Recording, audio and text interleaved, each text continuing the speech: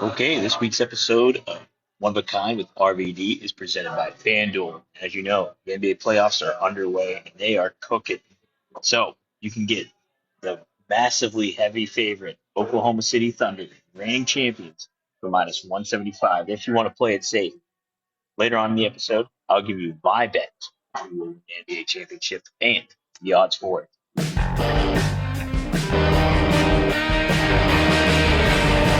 Rob Van Dam! Rob Van Dam! Rob Van Dam!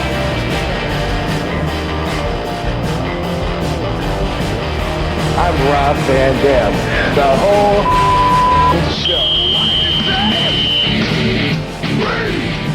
From Pebble Creek, Michigan, weighing 230 pounds, Rob Van Dam. Damn. Hey, dude. Hey, where are you at? Okay, there you are. Okay. Yeah, I forgot to tell you, like, I don't know if that's it for everybody, but last week and this week, like, Seth's song will, like, slow down. Do you notice it when you're listening to it? Like, the speed changes throughout. Oh, really? Does it? Yes. Is it kind of like laggy slow down, or is it like how's it kind of? Like it sounds like I don't know, a connection problem. It's weird. I don't know. It slows down. The rhythm slows down. His voice gets deeper. Like yeah, it's fucked up. Boy, yeah, that doesn't happen on my end. I wonder, chat. Let me know if that happens with you guys too. If you guys hear it differently. Put a one in the chat. Let us If know. you notice a little higher, sounded a little slower. Ooh, Maddie says it's laggy. He says it's laggy. I wonder what that is. If it's just because we're going live and it happens across. That's interesting though. How can I do that? Click on the new comments at the bottom. Oh yeah. Right. Up. Down. Right there. See where it says new comments? Oh. It's all clear. Cool. There we go. Yeah. All right. Thanks. Well, hello to everybody.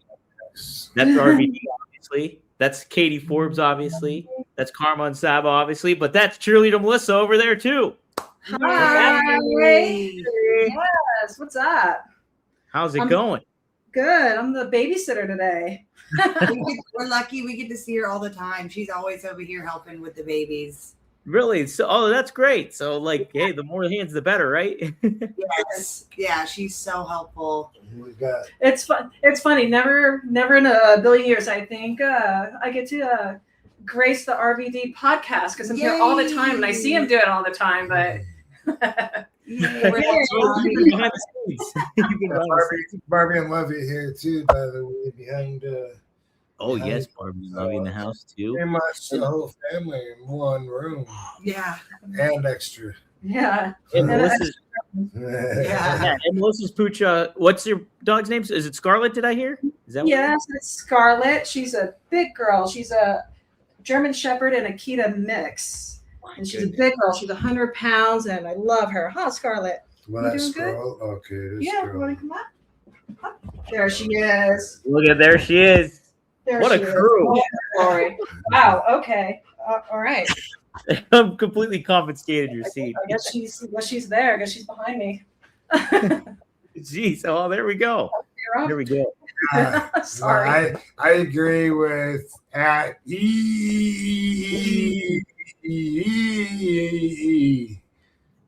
I'm not into sausage parties myself. Yeah. We're always happy when there's more females instead of the normal sausage party. That's right. That's right. Amen to that. Amen to that. I'm enough man for my household. That's the rules. Always has been. That's why the Always universe will be. made him a girl dad. That's it. That's exactly. Oh, great point, Katie. Heck yeah. Otherwise, I would have had to set the baby down the river in a float like they did. That's what they did in Greek mythology, like ancient Greece. Yeah, because the son would grow up to usually take over the dad's, especially if it was a king, like that always happened with famous kings. And matter of fact, Zeus himself and his dad also, Cronus. Oh. Right? Cronus castrated Uranus. And That's what happened, dude. That's what Damn. happened. Okay. Uranus was the number one, like boom, like the Big Bang theory, the male part in the heavens. And anyway, Cronus, it was fated that he would take over, and he did. Cronus castrated his dad with a sickle, and then took over, became the god of the gods, and then his son was supposed to take over him, and so he said, "Fuck that! I ain't gonna have no sons. I'm not gonna have any children. Fuck that." And then his wife, which was Earth, Rhea, because Cronus was like the sky. And anyway, she would, when she would have a baby, he would swallow the baby. That's what I remember. That Cronus would eat the children, right? Yeah, eat the kids. And then when she had Zeus, she gave him a decoy and gave him a rock, and she hid Zeus in a cave, and he grew up. And sure enough, what's the bastard do as soon as he's old enough? He goes and kills his dad. But when his dad threw up, he threw up all of Zeus's brothers and sisters that he had swallowed. And so then they became the administration in Mount Olympus. And then Zeus fucked and married his sister. Wow.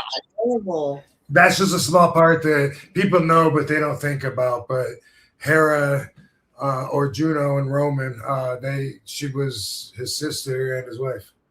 Dang. Yeah. Isn't Kronos? Isn't the Roman name? Isn't that Jupiter? Or am I wrong on that, Rob? Do you know? Jupiter is Zeus. Jupiter is Zeus. Okay. So Yeah. okay. All right, that makes sense then. So, wow, geez. I know you're into Greek mythology. You were really into Greek mythology when you were younger. Yeah, right? I just remember it all because it really was a big part of my high school and made a real big impression on me. So I just remember a lot of those stories, just not like a class, where I had to pay attention and had to take tests on it, but more like people remember shit like stories from the Bible with Noah's Ark and stuff. They, because they were told that enough to where it kind of sunk in, and it was just believable. I used to argue with other kids about all of it and say, how can you say one's more believable than the other? If anything, if you want to say they're all ridiculous or equally ridiculous, then I mean, you have an argument for it. But to say, for instance, Samson defeated an army of 1,000 men with the jawbone of an ass. He was super strong because he had a ponytail. When they cut his hair, his strength was gone. And then, kids in school would say, yeah, that stuff's, that's bullshit. I said, that's in your Bible. That's that's real. That's real. But, is that much, more believable than the labors of Hercules? No, not from my perspective anyway. They're all, and I don't want to say they're all fantastic. Let's just put it that way, That's the thing. A lot of that stuff. Samson and Delilah and all that stuff going on. People are saying almost every religion, it seems, had a version of Noah's Ark too. In Greek mythology, the dude was called Deucalion, and then to repopulate after the flood, they had, I believe, rocks. Him and his wife would throw them over their shoulder, and if she threw it and it landed, I guess it was a female, something weird like that. But he was Noah in the retry of the human race after the first human race was a disappointment, to the gods, and they said, fuck this, man. Let's erase it and try again. Get them out of here. Let's try again. Let's do them all again. Flood them out. Flush the toilet. Drown the bastards. Mooj says you're underselling it, Roab. Zeus had sex with everything: women, goats, and a goose. That one time, I don't know. He didn't finish it. Had a goose. That's true. Yeah, Lita was Lita from the Hardys. She was he made love to her in the form of a goose, and had the greatest tag team ever, the Dioscuri, Castor and Pollux. One was a wrestler, one was a boxer, and these dudes just kicked everybody's. Are you familiar with them? No. Pollux in Greek, Polydeuces in Roman, they would call them, but same dude. But so they're twins, but one his dad is Zeus, and one his dad is immortal. Oh. So when they die, they take turns and swap, because Pollux was the son of Zeus, and he gets a place in the heavens. So he's a what do you call it? A constellation. But he trades off and tags with his brother, and so he spends the day in the ground, so that his brother can have every other day up in the skies too. Huh. Is it Hercules? That's brotherly love. Hercules, he's a demigod too, isn't he? Like where he's the half son of Zeus or whatever, because he's like a son of Zeus, but he's the son of Zeus. Am I wrong on that? No, I think you're right. I think it's his mom named Alcmene, maybe. But for some reason, I can't remember how his dad. I can't remember right now. He had a twin, Iphicles, and Iphicles was a pussy, didn't have the strength that Hercules did, so it's kind of a similar situation. Like some serpents came into their crib and almost killed them, and Iphicles pissed his pants and cried, and Hercules like strangled the snakes when he was like a little infant. And then Iphicles became a king and sent Hercules on the labors to keep him busy, to keep him away, because he was scared of him and shit. I can't remember much about the story with the dad and how that happened. I don't know that piece of my brain is resonated right now, I guess. Chelsea Gunderson, she says she just had a mythology class today. How about that? Sweet. Was it Greek mythology? Yeah, was it Greek, Chelsea? Let us know in the chat if it was Greek. Maddie says RVD is the god of rolling thunder. Yeah. I like a lot of people chiming in too. Everybody's talking. Man, yeah, people for them with baby shirts. Baby shirts. Is Karma awake or sleeping? No, she's sleeping. Okay, we'll show you. They're both zonked out. They're both back. It's right before their bedtime. They have some really shirts that a fan gave us. Really sweet. Do you know where? Yeah, it was. Yeah, he gave it to us. I'm gonna see if I can show. His name's Dolph, and he gives us the best gifts. Dolph London. No, Dolph Fly. Like he made these pillows. Wow. And then he gave us these Sabu shirts. Can you see the Sabu? Yeah, that's great, Melissa. That looks that man, those are badass. Yeah, awesome. Man, those are awesome. Those are super cool. Yeah. Thanks. Oh, man. Melissa, so tell people too about you were just in a magazine. Katie sent me what it was. I can't remember the name of the magazine though. Architectural. Oh, thank you, Rob.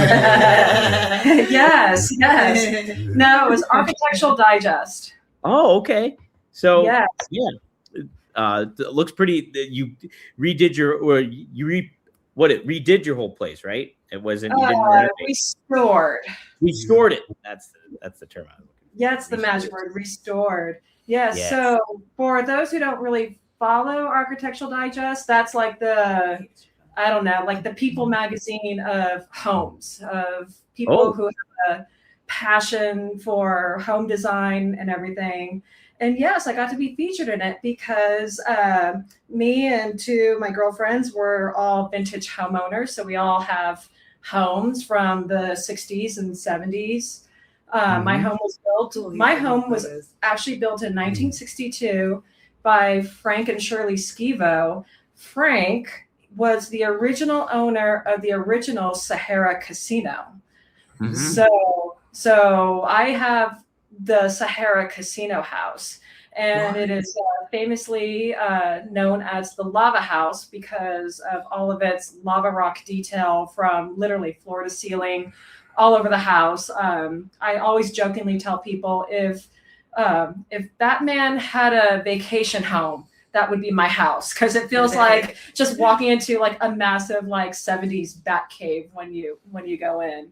It was in a little bit of a rough shape when we first got it, and at first we were, putting in our normal like modern stuff, and we quickly realized, wow, no, it just ruins the house. And so we committed to going full blown 1970s, and everything in there, including some of the appliances, is 1970s. I mean, I'm talking lots of carpet on the walls, shag carpeting everywhere. I have a shag carpet headboard with an 8-track player in it and mirrors.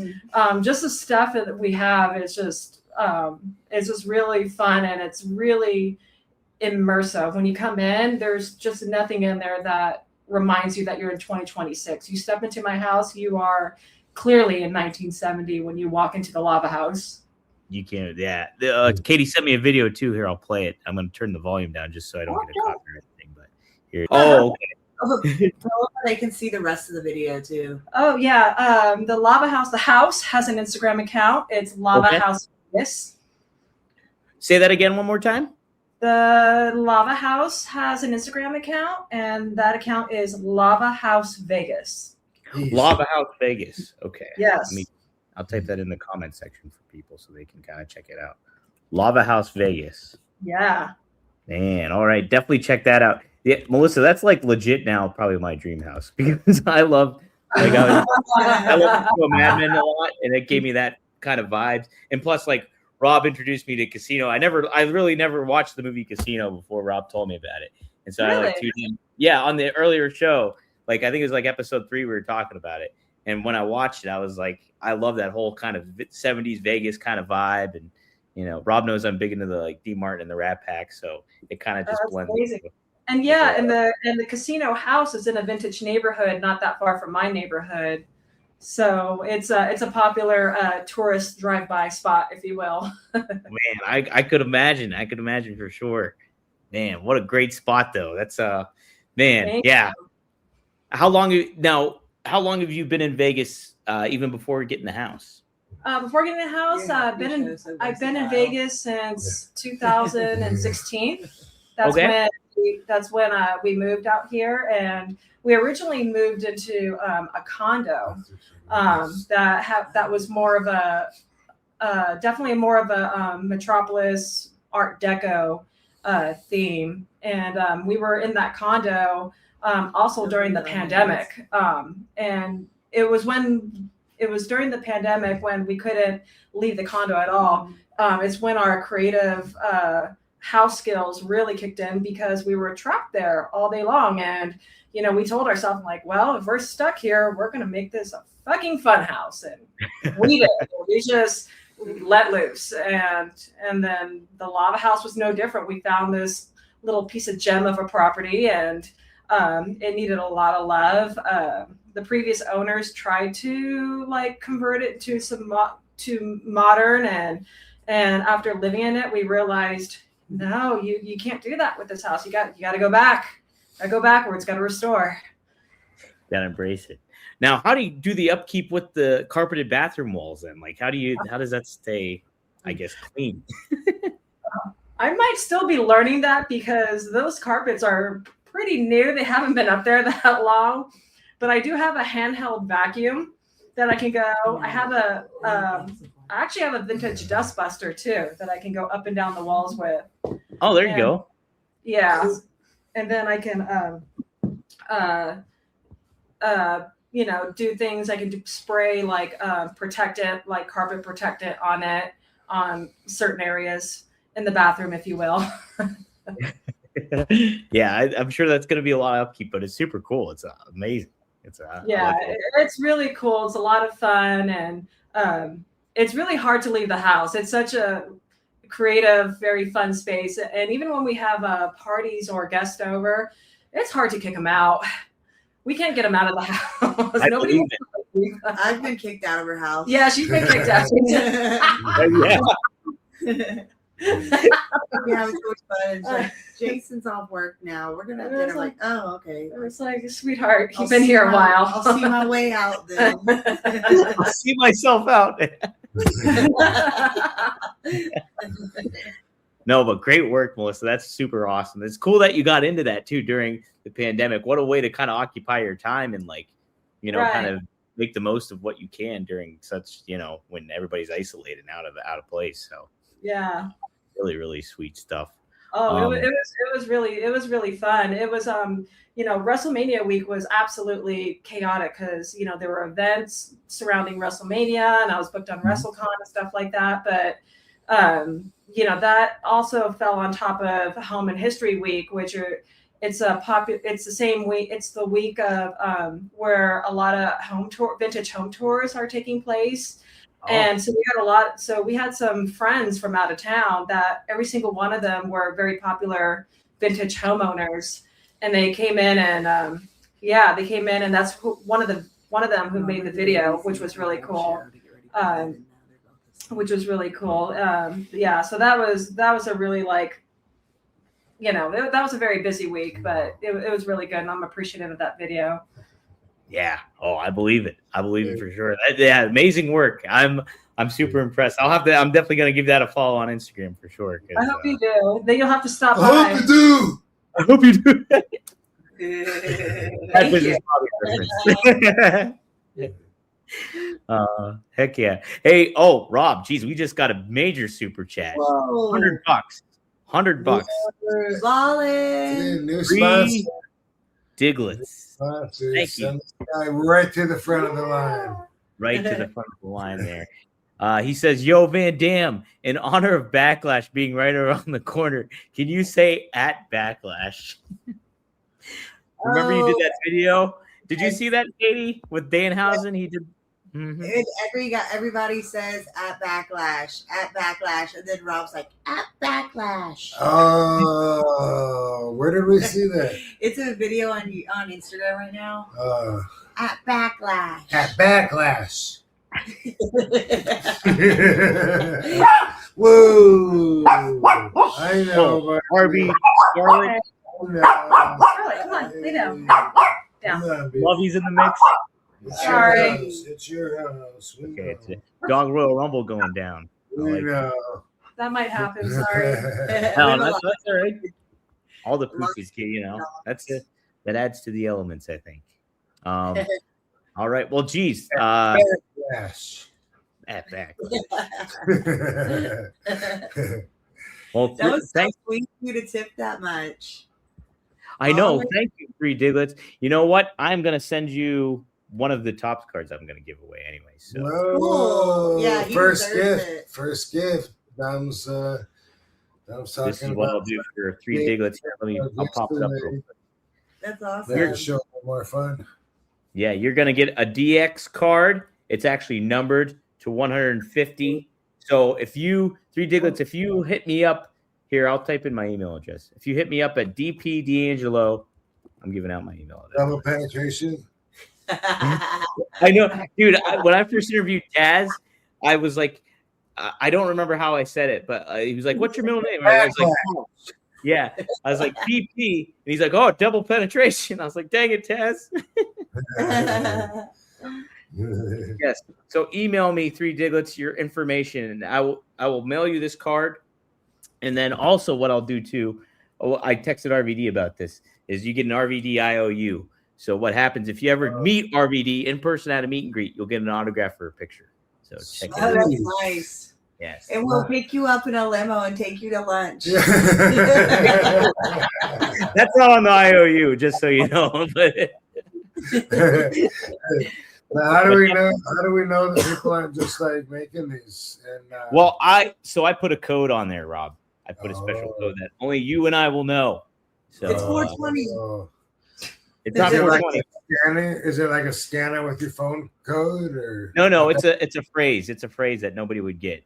But A secret. Okay, there's like a secret password. You cut the line and then whisper the secret password, and then we'll hook you up. secret handshake? Yeah. Give him the card. Give him the card of what it will be. And so congrats, Three Diglets, thank you for the $100. Really appreciate it. We'll do some more. I'll do a raffle giveaway with the other 2 cards too. So it's like Christmas. We'll go to Pokemon card, a T-shirt. Yeah, right. How often did you fly Spirit Airlines? Not crazy often, but like it was convenient enough if I was in a pinch that I could fly somewhere. I'm sure I flew to Vegas like via Spirit before. Yeah, there was a lot of times when it was just the only fucking direct flight. Yeah, like to Tampa. Wow. Yeah, I used to hate it. Yeah, it was like, I don't know, 2017, 18, long time ago. But I was so pissed at them not letting me on a flight, even though I had plenty of time to get on it. And it was just, I remember tweeting, like, I'm never going to fly you again. You're the shittiest airline.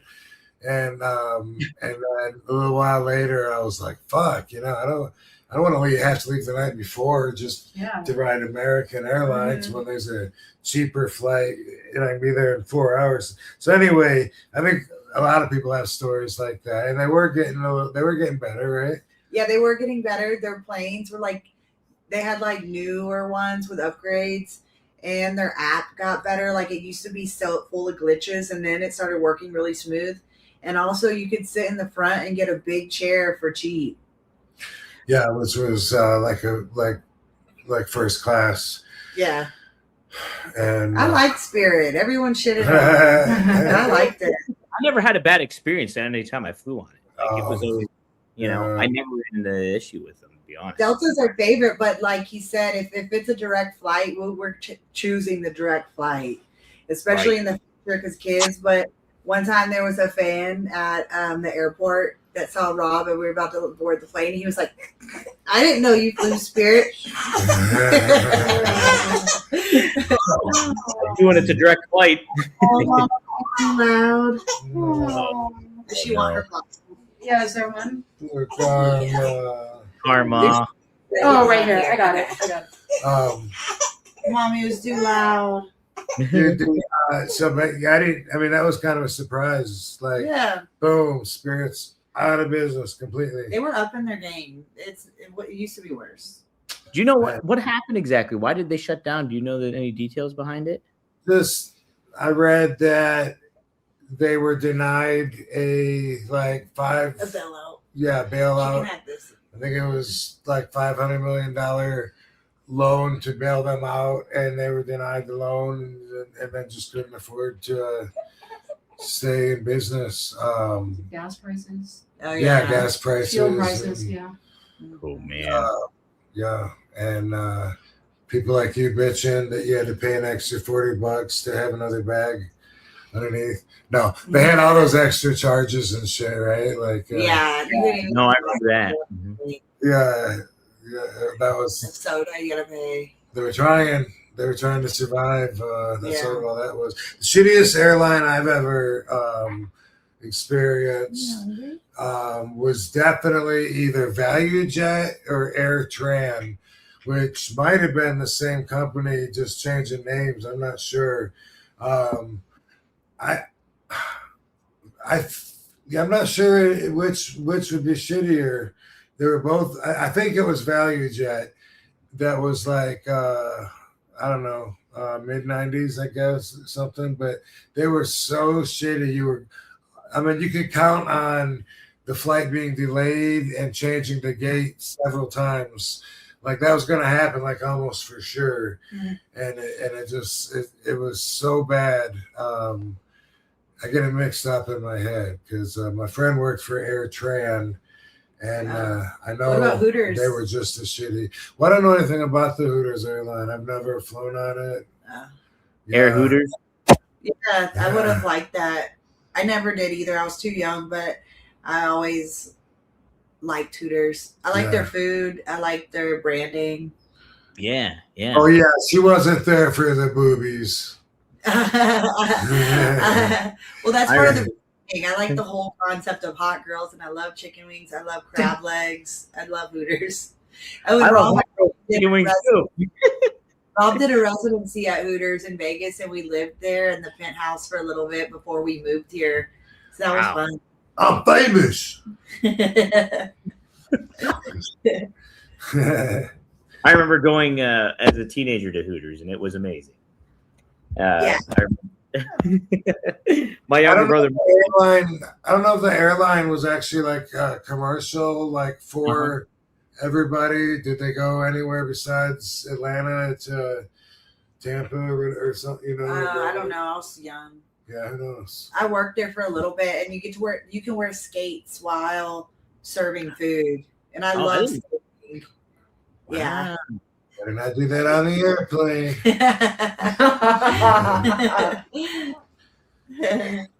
They did that in Sonic too, where people would be on roller skates. Oh yeah. Yeah. That's pretty sweet. Yeah. Somebody put a cool comment. I gotta find it here real quick. Oh yes. Yo 7P, this is the coolest thing all day. RVD and babies. Good job, Katie. Yay! Yay. He's a family man. That's it. That's it. We're so proud of him. You know, I gotta say, like I had they're 4 months. They might be 13 weeks now, huh? Maybe. Alexa, how many weeks ago was December 26th? December 26, 2025 was about 18.7 weeks ago. Oh my gosh. They're 19 weeks. Whoa. How did that happen? Oh, they're growing up too fast. I already started giving away their little newborn clothes. Did you really? Bad. Yes. They're already outgrowing things. They're growing so quick. And when we first had them on, like they were so little and couldn't hold their head up, and now look. Now they're just hanging out. Yeah. What I was gonna say was I had no idea that you could interact with babies so much. Yeah. I mean, I always just thought, you know, they were kind of like a vegetable, you know, so to speak, or like somebody that's in I don't know, that doesn't, you know, like they don't know what the fuck you're saying, and like they're in a coma. Kinda. But yeah. But man, it's been amazing though. Like spending time with them and communicating with them, and they both love to talk, and it's great because I have no idea what they're saying, but it's like I love when they're in a talkative mood. It's like it's so funny because they have a lot to say, especially you, Carmen. You like to talk. And they're very expressive. I saw Katie post some, I think, like a collage of pictures of them on Instagram or something, and I remember seeing one picture of one of the babies smiling at Katie, and it was really, really cute. I love seeing how they look at her. No. Yeah, it's like everything to them. The giver of life. Yeah. Right. Your mommy. I take pictures of them all day, every day. So our family group chats are just like rocking. Yeah. Constant baby photos. All day. Lenny says, "Congrats, RVD, on your beautiful children." And it's his first live. Yeah, their first live. It's a pretty big deal, you know, a pretty big change up, and what we got going on here. Yeah. Yeah. You're always going to be with us, you know, always. We got another super chat here. This is Frankie Chorizo. Thanks for the super chat. You're entered into the raffle at the end of the show, Frankie, for one of the other cards. Frankie. Frankie. What reunion show was the best or proper farewell to ECW? What do you think about WWE having a padded barricade instead of a guardrail? What reunion show was the biggest? There you go with that kind of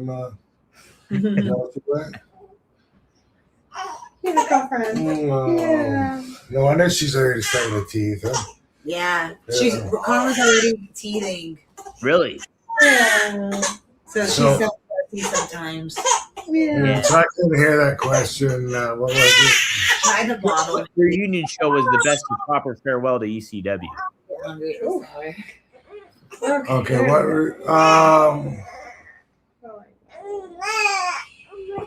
Yeah, which reunion show was the best or proper farewell to ECW?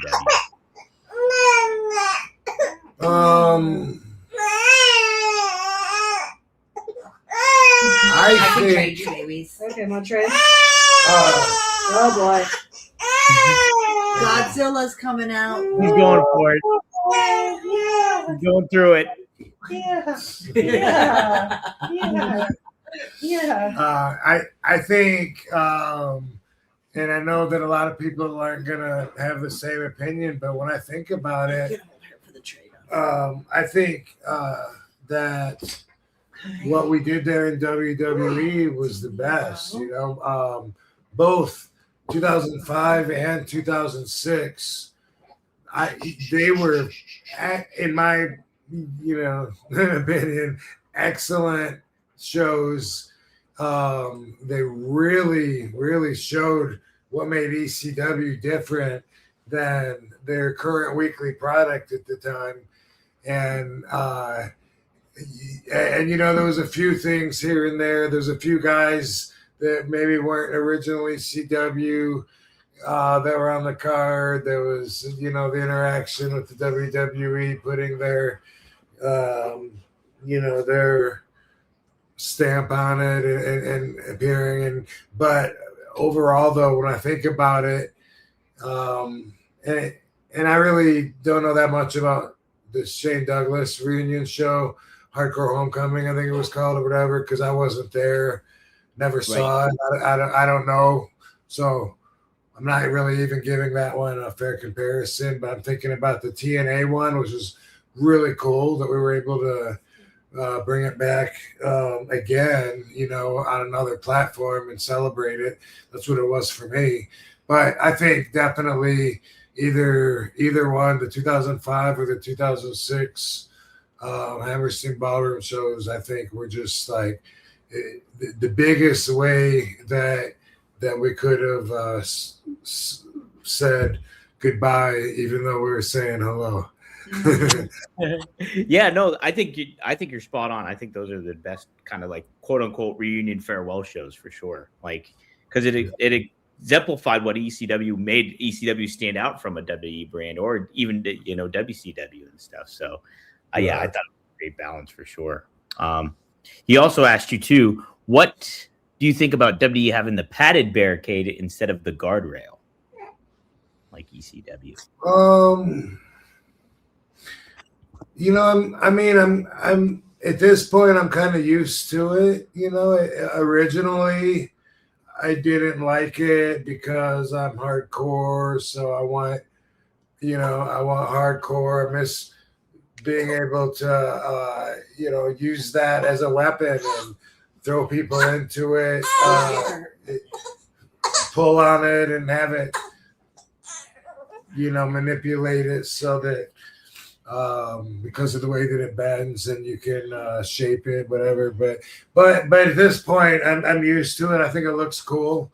The all black looks really cool, and a lot of wrestlers, including myself, have proven that you still can do spots on it. Like when I had that match with Jeff Hardy on my way in 2001 in Invasion.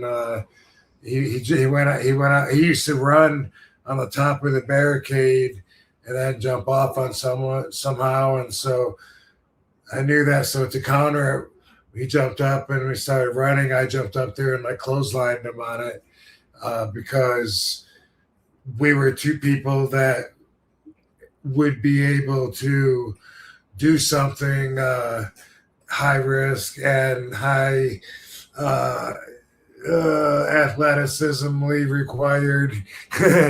Whereas now it's like you probably do that in wrestling school, even if you're 400 pounds, because everybody does everybody's shit now anyway. So I don't know, that.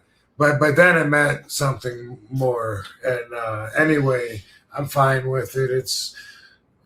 I'm fine with the guardrail too, though. Yeah, right. I know that's what you worked with mostly, starting off, so it makes more sense too. But yeah, you're but for the higher budget look and for the the lights that are on the damn corner post, and the damn corner post. I mean that's crazy. That was done after I left. Like I never. Yeah, it's LED everything. Yeah, LED across the board. Yeah, so different. The whole skirt is, that's so to go with all that and shit. I think the black looks better than probably old-fashioned looking guardrail. Oh heck yeah! It looks more modern, more. I don't know. Yeah. Roll. I don't know. Right. Triple E, he's got a $5 super chat. He says, Have y'all four ever been to a Chris Angel show or meet him, or any memorable show out in Vegas or a New York Broadway show? So he's curious to what shows you guys may have been to. Yeah, we go to shows every once in a while. And yes, we've gotten a Chris Angel show. Yeah. The most recent was the wrestler Santana Jackson does the Michael Jackson show here. I love the show. The dancing and the music is so on point. Yeah, I went with you. Yeah, that was great. Yeah. I went twice this past year. And then also I love the Circus Olay shows. I love comedy shows. I love concerts. I just went to Brooks and Dunn and Morgan Wallen like a couple days ago. Jabberwocky's show. At the Jabberwocky show, remember I got up and danced and sang on the microphone? Oh, yeah. But the microphone definitely was auto-tuned because what was coming out of the speakers sounded way better than what I could sing. We went to the Sphere and saw the Alice in Wonderland. Not Alice in Wonderland. Oh, Wizard of Oz? Yeah. Oh, cool. Yeah, everyone. Yeah. Did they do the wind tunnel thing when the tornado? Yeah. That's cool. And then the seats vibrated, and I was pregnant with the twins, and they the loud noises like made them start kicking. Like they even liked it.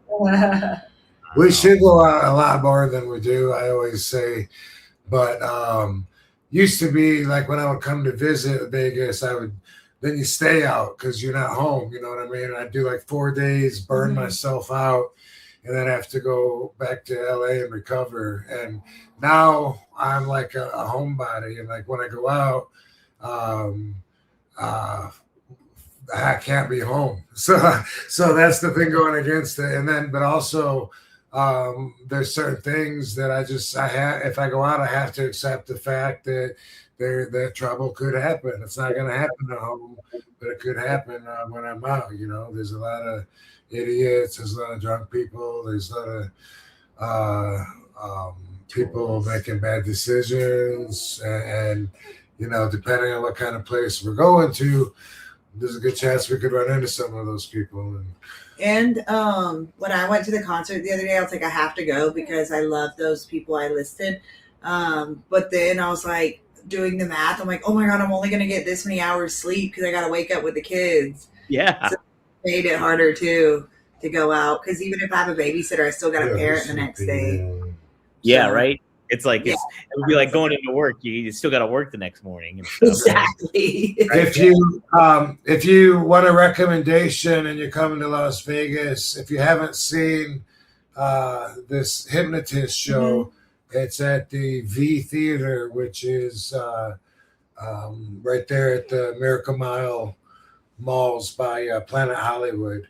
And yes, and my friend Jerry McCambridge is the mentalist. He's been on talk shows, TV shows, had his own show for a while, but he's been there on the Strip for I don't know how long, 15 years or something. He actually has there's a walk of fame there in front of the place, like Hollywood, and I was there while he got his name put on the sidewalk in the Las Vegas Walk of Fame 2 years ago, maybe something like that. But anyway, The Mentalist, Jeremy Cambridge, The Mentalist. It's a great show. I used to always go, and whenever I had friends or family come into town visiting or whatever, I would always take them.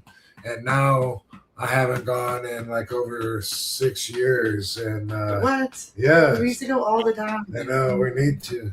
And we used to go to the hypnotist Mark Savard show. That's his friend too. Yeah, but both those guys during COVID, got their show hung up for a little bit, but now I know. I don't know if Mark's back there. I don't know. I forget. Melissa, what was the name of that show we But went Jerry to? is for sure. The Mentalist. Party. The Mark party. Savard at is. Cosmos? What does he go Yeah. with? The Super Mentalist is Jerry. Oh, okay. The restaurant. I don't know. Mark Savard's. I guess he's just a hypnotist. He doesn't have a special name like the Mentalist. does he? Yeah. I can't remember. Does he have a hook on his name? I don't think so. He's just adulty, edgy. Yeah. Then there's a show called The Party at the Cosmo. Yeah, it's at it's inside the restaurant Super Frico, and they have a dinner show called The Party. It's one of the few dinner shows in Las Vegas, and we had a really good time, and they did a really good job. They would start the show and then give you a break for apps, and then more show, and then dinner, and then more show and dessert. So I think that was a real good experience. And it was a good variety of different acts. Like some was serious, some was sexy, some was funny, some was ratchet, some was classy. A little something for everybody. And then when it comes to strip clubs, if you want to drink alcohol and see this, then you got to go north of town to North Las Vegas, just across the line there to Palomino's, and I highly recommend that. But otherwise, you got to choose either alcohol or this. He says this. What do you want to see? It's like a DDP symbol is what he DDP symbol, but it's definitely not what DDP's doing. That's the biggest vagina. Right. Feel the bang, everybody. But thanks for the super chat, Triple H. Always the nerd bar. That's our number one hangout in Vegas. Yeah. All the wrestlers go there. It's so fun. It's not That was bougie. a blast. WrestleMania weekend, that was a blast. It was so cool. All the people coming in and checking it out. Shout out to Johnny. Ash Vega has a question for you guys all. Who is your top 4 wrestlers of all time? 4 wrestlers. You had to pick 4. Hey, something also to add that you might think is interesting, but the hookup to go to Cirque du Soleil shows out here, if you're one of the boys, is, believe it or not, Sign Guy Dudley. Really? Isn't that crazy? Like random? Yeah, that's really crazy. Really? Yeah. No way. I didn't even know he lived in Vegas. Oh my gosh. Yeah. Oh yeah. Yeah. Oh my gosh. Yeah. So anyway, random interesting Random fact. fact. What was the question? What shows did we like? Or no, top 4 favorite wrestlers, each of you guys. Oh, I was still stuck on the last thing. Okay, for me, RVD, Sabu, Jeff Hardy, and Rey Mysterio.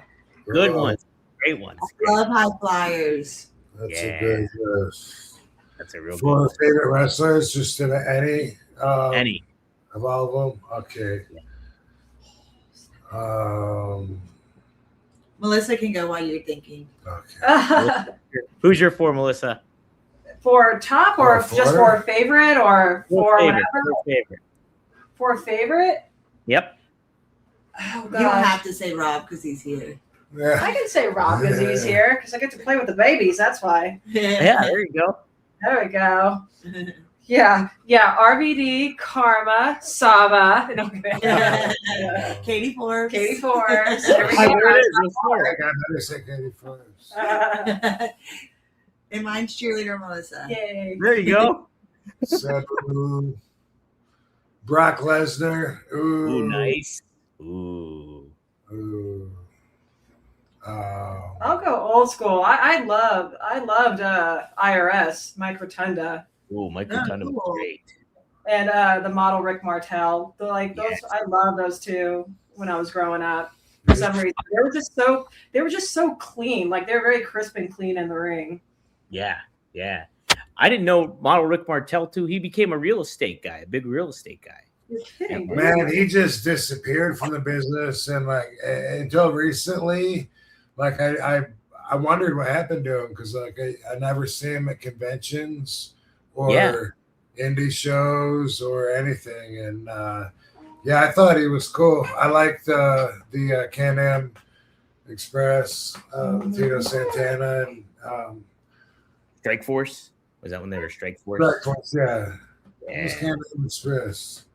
That was Strike Force was Tom Zink and Rick Martel, and then Can-Am was Tito took one of their places. I think I don't know. I think so. Strike Force was Tom Zink and Rick Martel. Yeah. And they liked Girls in Cars. That was on the first wrestling Girls album. in Cars. Jimmy Hart sang that for them. I like Girls in Cars. I like the gimmick. The model was cool though. I thought where the ref got trying to kill himself. You mean Tim? Are you talking about Tim White? Yeah, that was fun. Yeah, I guess. I thought it was that funny. was kind of crazy. Yeah, I liked it. Yeah. Different Tim White. world. He was the handler for Andre, right? Wasn't he? Yeah, good guy. Yeah, really good guy. He was like one of my favorite office people. Cool. I met him briefly. He was hammered. I can't remember what bar. It was like a WrestleMania weekend, but he was hammered there. But he was just a friendly dude. I just remember that. And shout out to Tim White. So you made some meet and greets more? He would be the guy that would come into the dressing room and be like, "Hey, I need somebody, that can do a meet and greet." And I was always like, "Dude, I'll do it." And I did it so much. And once in a while, he'd say, "All right, he's a kid. Let me try and get someone besides Rob." Like every day. You're so personal, baby. Yeah, man. I also like getting out of the dressing room, and crossing the line, going to the other side of the fence where, seeing what the fans think instead of just everybody that thinks they're the best in the world. All right, Bob. So you picked two wrestlers so far: Brock Lesnar and Sabu. Who's two more favorite wrestlers? Lanny Poffo. Let's go with Lanny Poffo. I'll throw out a childhood favorite, Jushin Thunder Liger. I loved watching him. Hulk Hogan. And you loved Ultimate Warrior. Yeah, and Ultimate Warrior. There's 5. Oh, that's cool. 5. All right. You won't get Katie Forbes. There you go. Well, those are good lists. I like them all. Melissa, so did you grow up a fan of wrestling, or did you get into the business kind of into it later on when you started? My dad was a pro wrestler in the 80s. Him and his brother, Billy Anderson, who Rob is actually familiar with Billy Anderson. My dad and Billy were a tag team. They worked for Carl Lauer in the Los Angeles area. I would say back like in 84 and 86. So I definitely grew up around it. There's photos of pictures with me and my dad when I was a baby, and he's holding his wrestling bag, and there's a wrestling ring in the background and all that. So yeah, family curse is what I say. So open the door and let her out. I think it might be open. I don't know. You okay, hon? Yeah, so family curse. Oh, I think it's already open. Oh, that was a good one. But that's man, how about that then? So I did not know that. So you're second generation wrestling. Yeah. Wow. Yeah, and then growing up after my dad finished wrestling, Billy Anderson would do a lot of ring announcing for back then WWF at the LA Sports Arena. So when my dad and I would go watch those shows, I got to meet like a lot of my heroes and get autographs backstage after the show.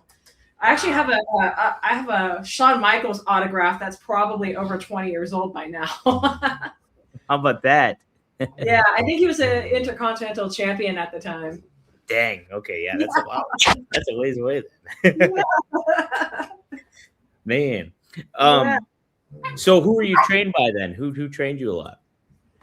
I trained when I first started training. I was 15 years old, and I went to my uncle's school, Billy Anderson's school, and Billy Anderson, and actually a big part of the beginning of my training was Christopher Daniels. Wow. Okay. Young Christopher Daniels, and then I wrestled and I did some stuff at like UPW. I don't know if you remember like UPW. Yep. Remember wrestling Rick Bassman, and then I went to moved up north to Northern California, All Pro Wrestling. You know, where my trainers were, you know, back then American Dragon and Robert Thompson. And then after that, I went to Japan and lived there for several months. And my main trainer out there was Mariko Yoshida, who's one of the big, serious, original All Japan women vets out there. So I was very lucky. I was in the right place at the right time for a lot of to have a lot of amazing trainers in my life. Man. Yeah, what a diverse group too. You learn from too. Oh, unbelievable! Yeah, unbelievable. How about that? Wow, that's great. Geez, yeah. That's Steve Soleil. Oh yeah. Resume. Yeah. What were your dad and Billy Anderson called? The Fabulous Andersons. Oh, okay. And then I don't know what they were called. They had when they were heels, they would wear masks. Yeah, I was going to ask if if it was with a mask or without, because I remember when Billy wore the mask with a partner, but that might have been my dad. Might have been your dad. Yeah. Wow. They said he became the Black Knight in WWF in 1988. Your dad did. Yeah. Or no, your uncle. I think it's your uncle. Billy's your uncle, right? Yeah, Billy Anderson. Yeah, he did. Yeah, he did a lot of jobber stuff too. Oh, okay. Very early WWF. Yeah, yeah. Wow. Or something with their mask, Neat resume. Remember? I wrestled Billy one time. Did you really? Yeah, for TC Martin. Oh my gosh, I didn't know that. Bobby Bradley against him and somebody, and they wore masks, and I think it was a tribute to the tag team that Billy used to do. So. Okay. Yeah. Oh my gosh, Bobby Bradley. I haven't heard that name in a while. Yeah. Oh my gosh. Yeah, where's he at? I don't know. Where's Bobby Bradley? Bobby Bradley. Leave a comment, Bobby. Where are you? Bobby. I haven't seen him in like 25 years. Yeah, I saw him once, I think, since I've been out here. And really? He just he popped up and I was like, dude, like, I know your face. And he goes, do you? Who am I? And I was like, fuck. Say my name. Say my name. I know you. Like, but I hadn't seen him in so long. So wow. Yeah. Wow.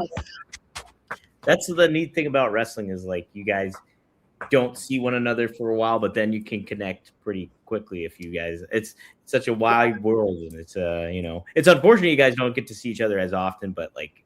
Well, it's kind of I guess Bobby ain't one for wanting to keep up, I guess. And some people we see at every wrestling event, and it's like you'll see someone like every week, and then you'll see them not see them for like 5 years. That's true. That's crazy. It's crazy. Like we love Dudley all the time. Yeah, we do. Wow, how about that? Yeah, yeah. It always amazes me, every time I come over or I have a chance to, But it's not a Burt Claw, that's her hat. Yeah, when it's not baby time over here, I have little conversations with Rob, and I just learned that he wrestled my uncle. I didn't know that. It's amazing how connected like a lot of us are. Mm-hmm.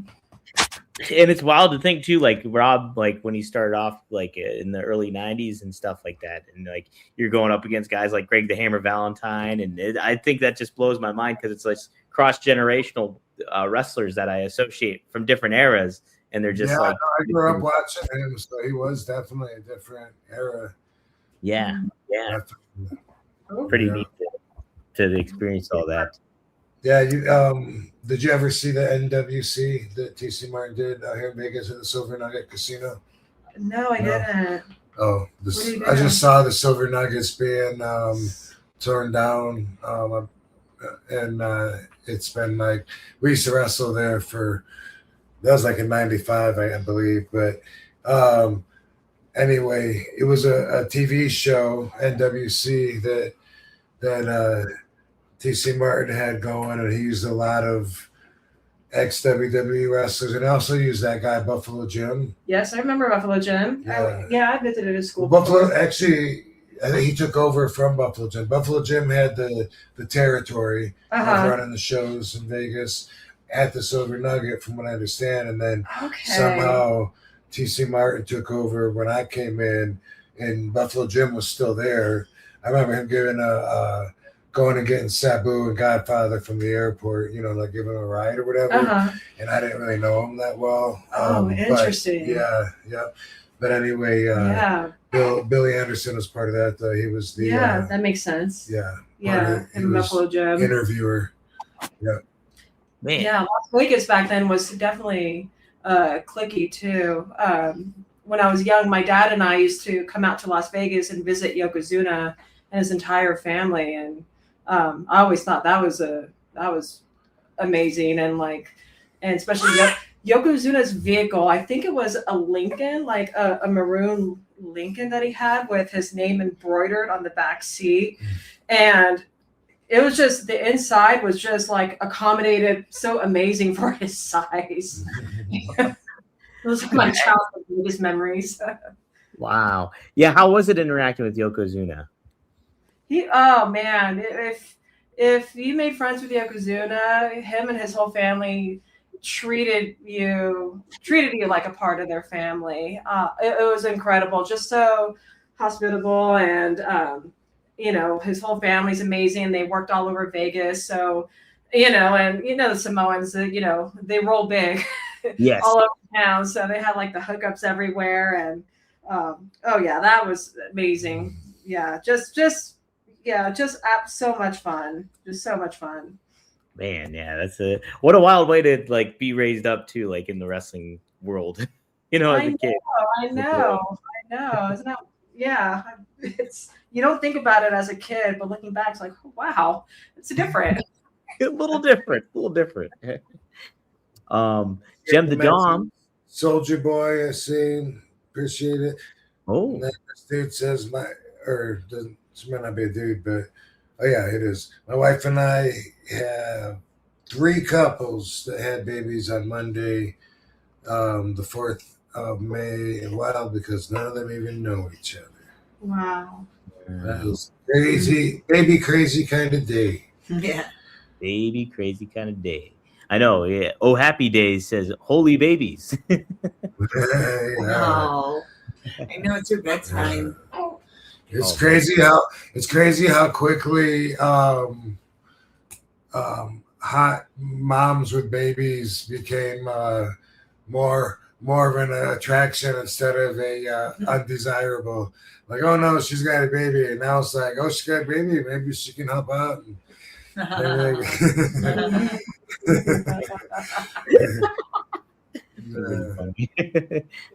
used to would have thought it'd be embarrassing to push around a big stroller, and now I'm like, it's just normal for me. Yeah. Take pride in it. Yeah. Heck yeah. So if you're a hot mama out there with babies, it also helps that we know other hot mamas in Vegas. Yeah, you guys need to start a hot mama hotline, and hot mama hotline going down. Dave McMichael 602, he says Bill Anderson traveled a bit with Crazy Chris Colt. Colt wrestled a bit for Chic. Do you know Crazy Chris Colt? I'm not certain of Bobby Colt. I don't know. Yeah, that's what I was thinking is Bobby, but I never heard of Crazy Chris Colt. Interesting. Bobby Colt, when I was a kid and would go to the shows, the WWE shows at the Kellogg Center, Bobby Colt was the ring announcer, and he was an ex-wrestler. So I felt like I had insight over the other kids at school because they didn't know, but he would remember me from the time before, oh yeah, hey, what's going on, kid? And I would go down and talk to him over the guardrail before the show, and we didn't have the internet shit like that, but I was able to look him up somehow and see that he was legit, Bobby Colt. I'll go with you, but I don't know about Chris Colt. Yeah, I don't know about Chris Colt. I never heard of him, but that's interesting. Let me see other super chats we have. Oh, here we go. Triple E with another one. Oh, you guys taking up? Yeah. Oh, I'm gonna go hit the snooze. Yeah, they gotta follow a routine. Okay. What? Clock bedtime. Well, Yep. Thanks for doing the show. Thanks, guys. Thanks for chiming on in. Hey, Like fellas. Karma's a natural already at talking on the podcast. Maybe it's in a bit. Time for lullabies. Yep.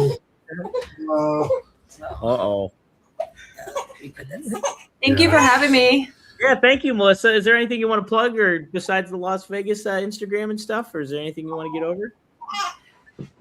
Yeah, follow me on Instagram at Real Future Legend, and then obviously the Instagram Lava House Vegas. Yep. And then give a shout out to the Sin City Squared Circle, where I just recently became a coach. All right. So shout out to the school and Aria and Darius and everyone. So.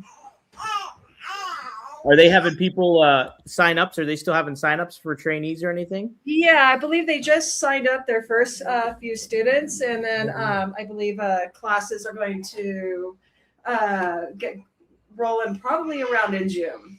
Okay, great. I'll be sure to share that info too on the podcast description and stuff. And Thank you. We appreciate it. Yeah. Well, thanks for joining. It's been a blast. All right, let's go to bed. You guys, bye. All right, let's talk about some power moves. Who has power moves? RVD. That ain't no lie. You think about it. Van Damator, Van Terminator, 5-star Frog Splash. Those are some power moves. And RVD's got those power moves in the ring and outside of the ring. But guess what? Morgan has the power move for you. If you're ever injured, you can check out Morgan & Morgan. Their fee is free unless they win. For more information, go to forthepeople.com/RVD or dial pound law. That's pound 529 from your cell phone. That's forthepeople.com/RVD or pound law, pound 529. This is a paid advertisement.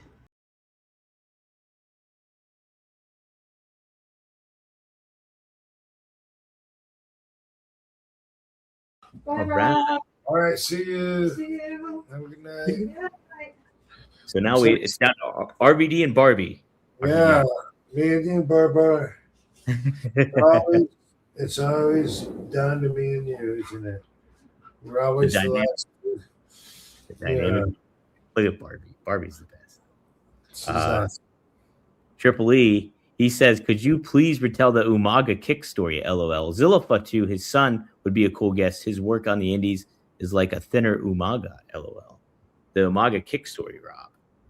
Do you know what he's talking about? Yeah. Hold on, though, because I know that a lot of fans are waiting to spark up because they don't want to for me. Yes. I'm not going anywhere, Barbie. Barbie thought we were leaving. I don't want to disappoint my smoking fans. They're like, dude, I thought we were going to smoke together tonight. So, Anyway, so Booker and I wrestled Umaga and Rosie. The 3, 1, 2, 3 count or 3-minute warning. 3-minute warning. Yes. Hurricane Helms was like 1, 2, 3 count or whatever. Yeah, he was 3 count, the boy band. So yeah, some shit. But anyway, during the match, Umaga did this weird, like it was like a spin kick, but it was, and I can't remember if it was. I think it was to me because I think I kicked him or whatever, and then anyway, it looked like somebody that hadn't done a spin kick since they were in fourth grade, and just like pulled it out of his ass like in the middle of a match, like it looked kind of like unnatural, like he's trying to get his foot around it. It was just real low, and he fell, and it hit. It was either me or Book, but I think it was me, and it hit me like in the low in the legs, like maybe it was a leg sweep or something. I wasn't really sure. But afterwards it became a conversation. I mean, Book, we had fun with those guys. They were, especially Umaga, like I really loved that guy. And it was fun joking around with him. And I was like, dude, like what the fuck was that? Like you tried to do a spin kick, but as soon as your feet hit, gravity pulled you down so low. By the time you spun around, you just like hit my ankles or whatever. And what was that, dude? What were you doing? That's not even, is that a move you used to do or something? And it just became like a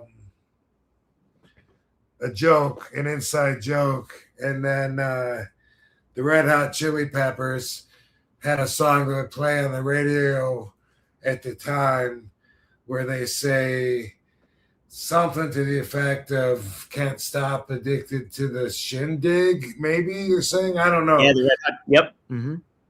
Okay. And I just changed it to the spin kick, and just to make fun of him. It was something stupid, but I'd say "Can't Stop Addicted to the Shin Kick," and then he would laugh or whatever. And yeah, that was the story. We had a good relationship. I really liked that guy, and I was really bummed to hear that he passed. He was my favorite Samoan out of all the Samoans. I thought that he was the best in my opinion as far as his wrestling goes, and just the things he did, it added like a little extra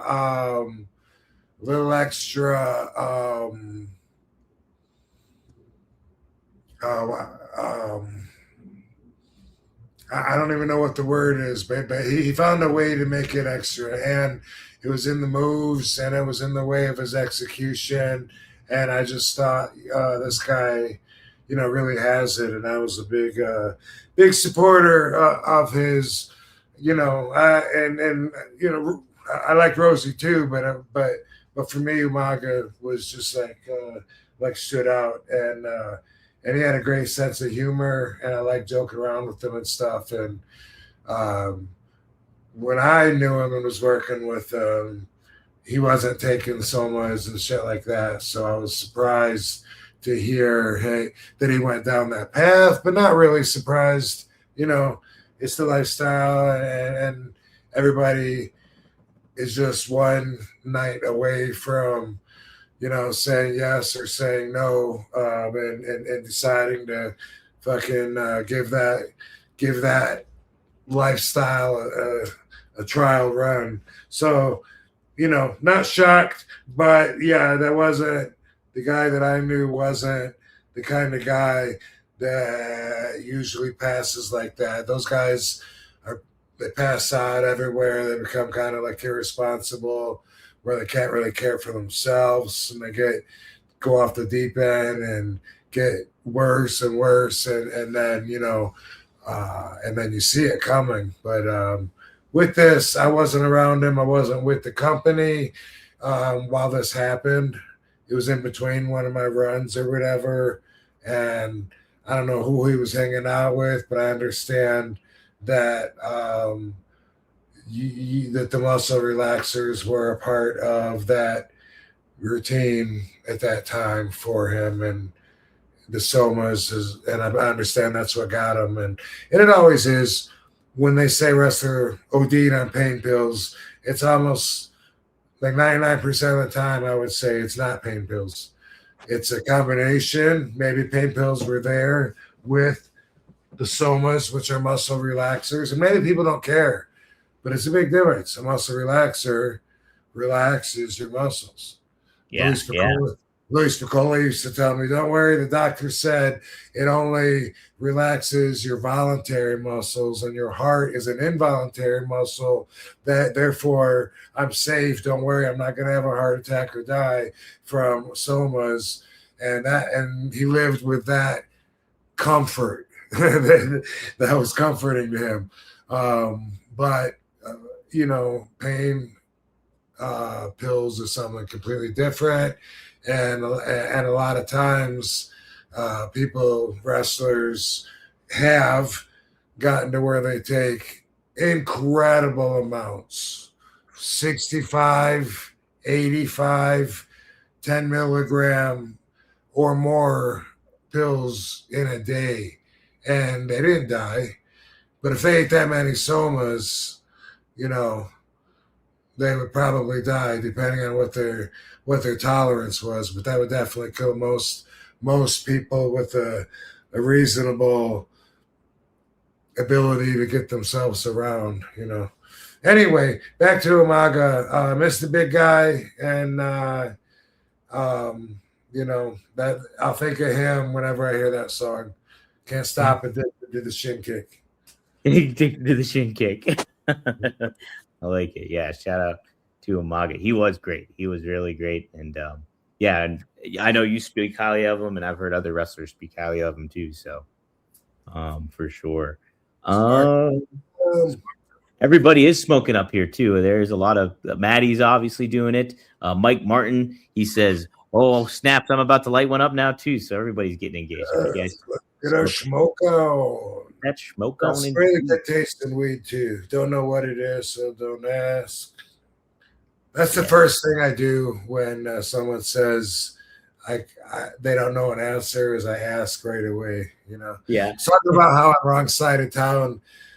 The character is so me that it's like undramatic, because I'm so dry, and like a lot of people don't know that I'm joking when I am joking, because I'm not delivering it in a dramatic way, and I'm not laughing afterwards. You know what I mean? One thing that I love doing that drives Katie crazy, because she knows that I love doing it.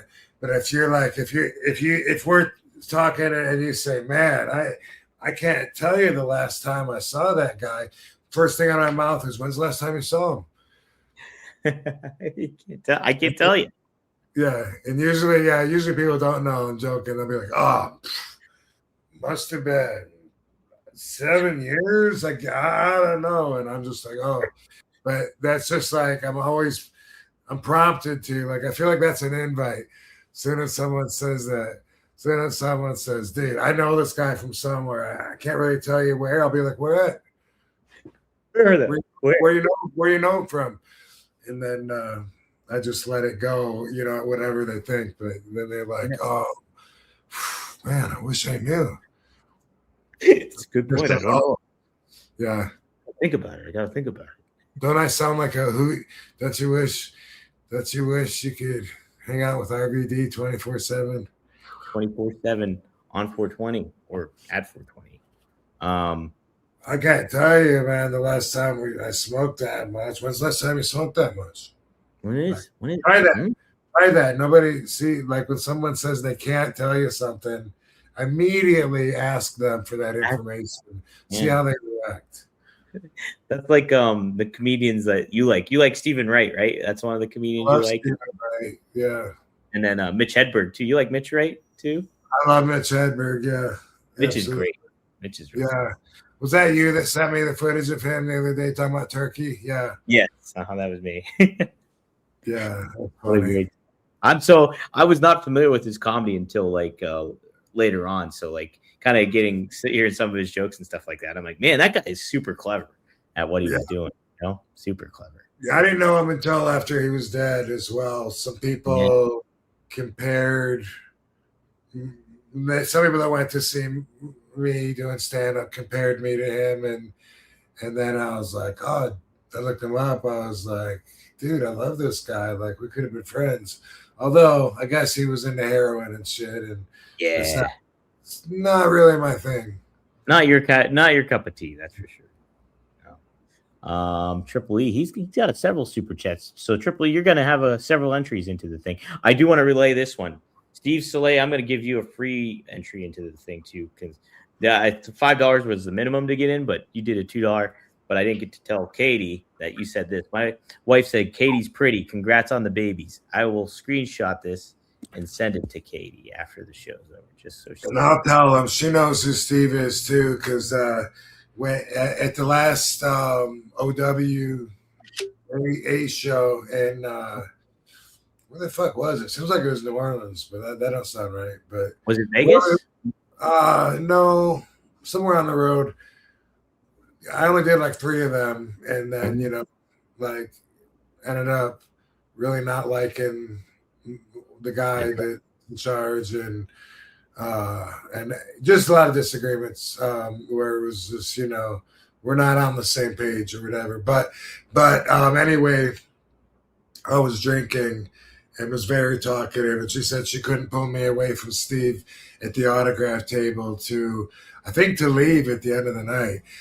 It was at some point, it was either to go out to the ring or else it was to leave. I think it was to leave. And she said that I wanted to stay there and keep talking to this guy. So thanks for that, Steve. Yeah, thanks, Steve. I screenshot it. So I'll tell her. Alcohol's always involved when there's decisions bad. And it's like, well, it made sense at the time. Why doesn't it make sense now? Why do we right? I know. Gem the Dawn. Thanks for the $5. You were into the raffle at the end of the show. RVD, thanks for being our Yoda/Master Splinter. Whose idea was the Dragons, Fire, Yin Yang, etc. theme on your singlets? You or Joe. Hope to see you in Spokane, Washington. It was my idea. Like the first outfit that I got airbrush was just a picture of me doing the sidekick, and I had it on my thigh in a lightning bolt behind it, and I got that one in red, and I got it in blue, and I thought it was cool because it was like a silhouette of the flying sidekick dude, but with the ponytail, So it was me with the lightning, and that was with Bobby Bradley when I was Aerial Assault. And also, I wrestled in Japan by myself with those outfits. And then from there, I was just telling Joe that I'm, some things to put on it, and some things that I'm into. So I just told him I was into yin yangs. I think I even might have had the yin yang earring at the time. There was like a certain window of time where I wore an earring. But it was probably like a 10-year chunk of time or something. Seems like it was kind of big, It was longer than 2 years. But that was what I wore, was a yin and yang little round gimmick with a post. And anyway, same thing with Dragons. And I was just trying to think of things. He's the one that came up with skulls. A lot of times skulls will appear on my outfits, and I never told him that I was into skulls and bones. That was just something that kind of a peripheral choice that he made. But I had told him, I'm into martial arts and yin and yang symbols and dragons and lightning bolts. Did you tell me you were into Ghost Rider? Is that why he did skulls? At some point. Oh, maybe so. Yeah. Maybe so. Because, he painted a couple of Ghost Rider outfits for me. Maybe that's when the skulls started appearing. Yeah. But you had the tiger striped skull early, in the ECW days, too. So I don't know if you told him about Ghost Rider back then or not. But I don't know what years it was. I had the Ghost Rider outfit when I wrestled for for IWGP for Simon Inoki. Oh, okay. And I wrestled what's his name? I want to call him the Butcher. Fuck.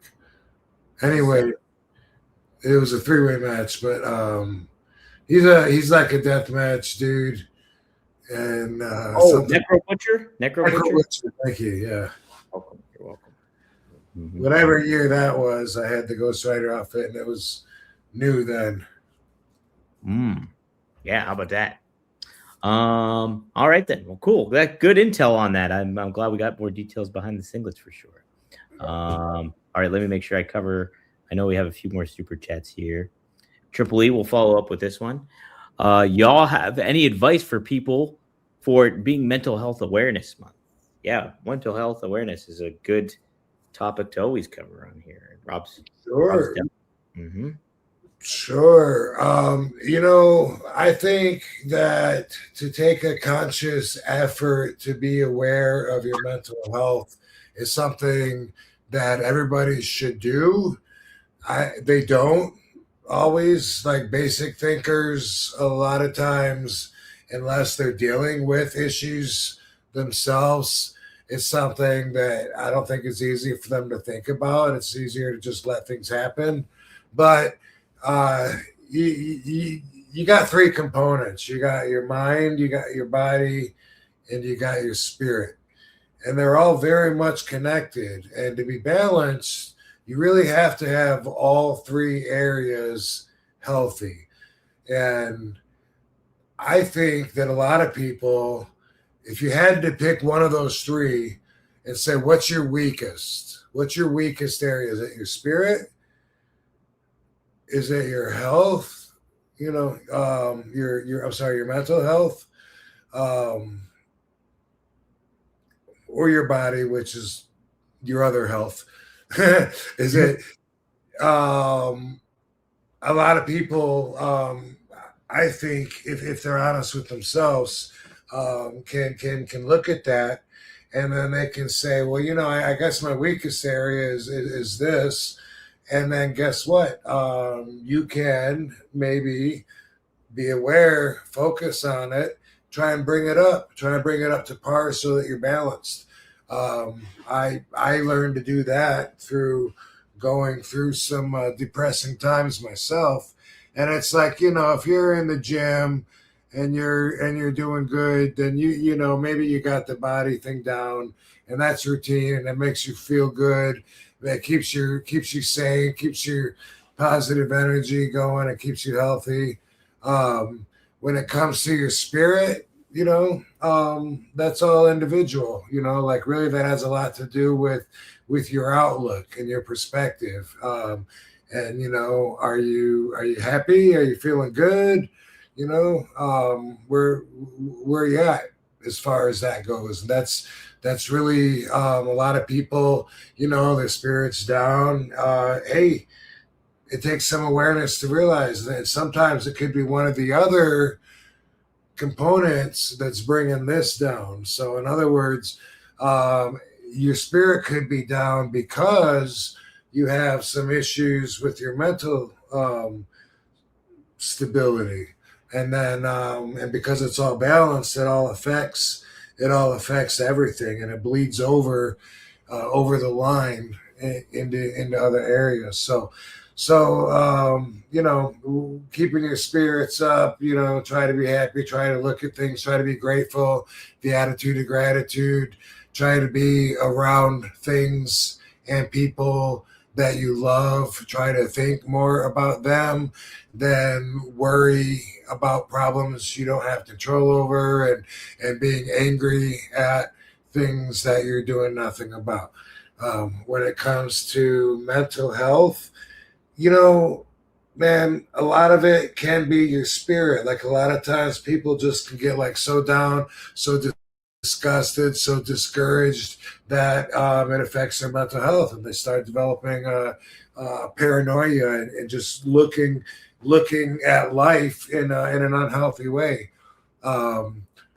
Sometimes it's as easy as just brain chemistry, and I talk about that a lot here because sometimes the right answer is drugs, in my opinion.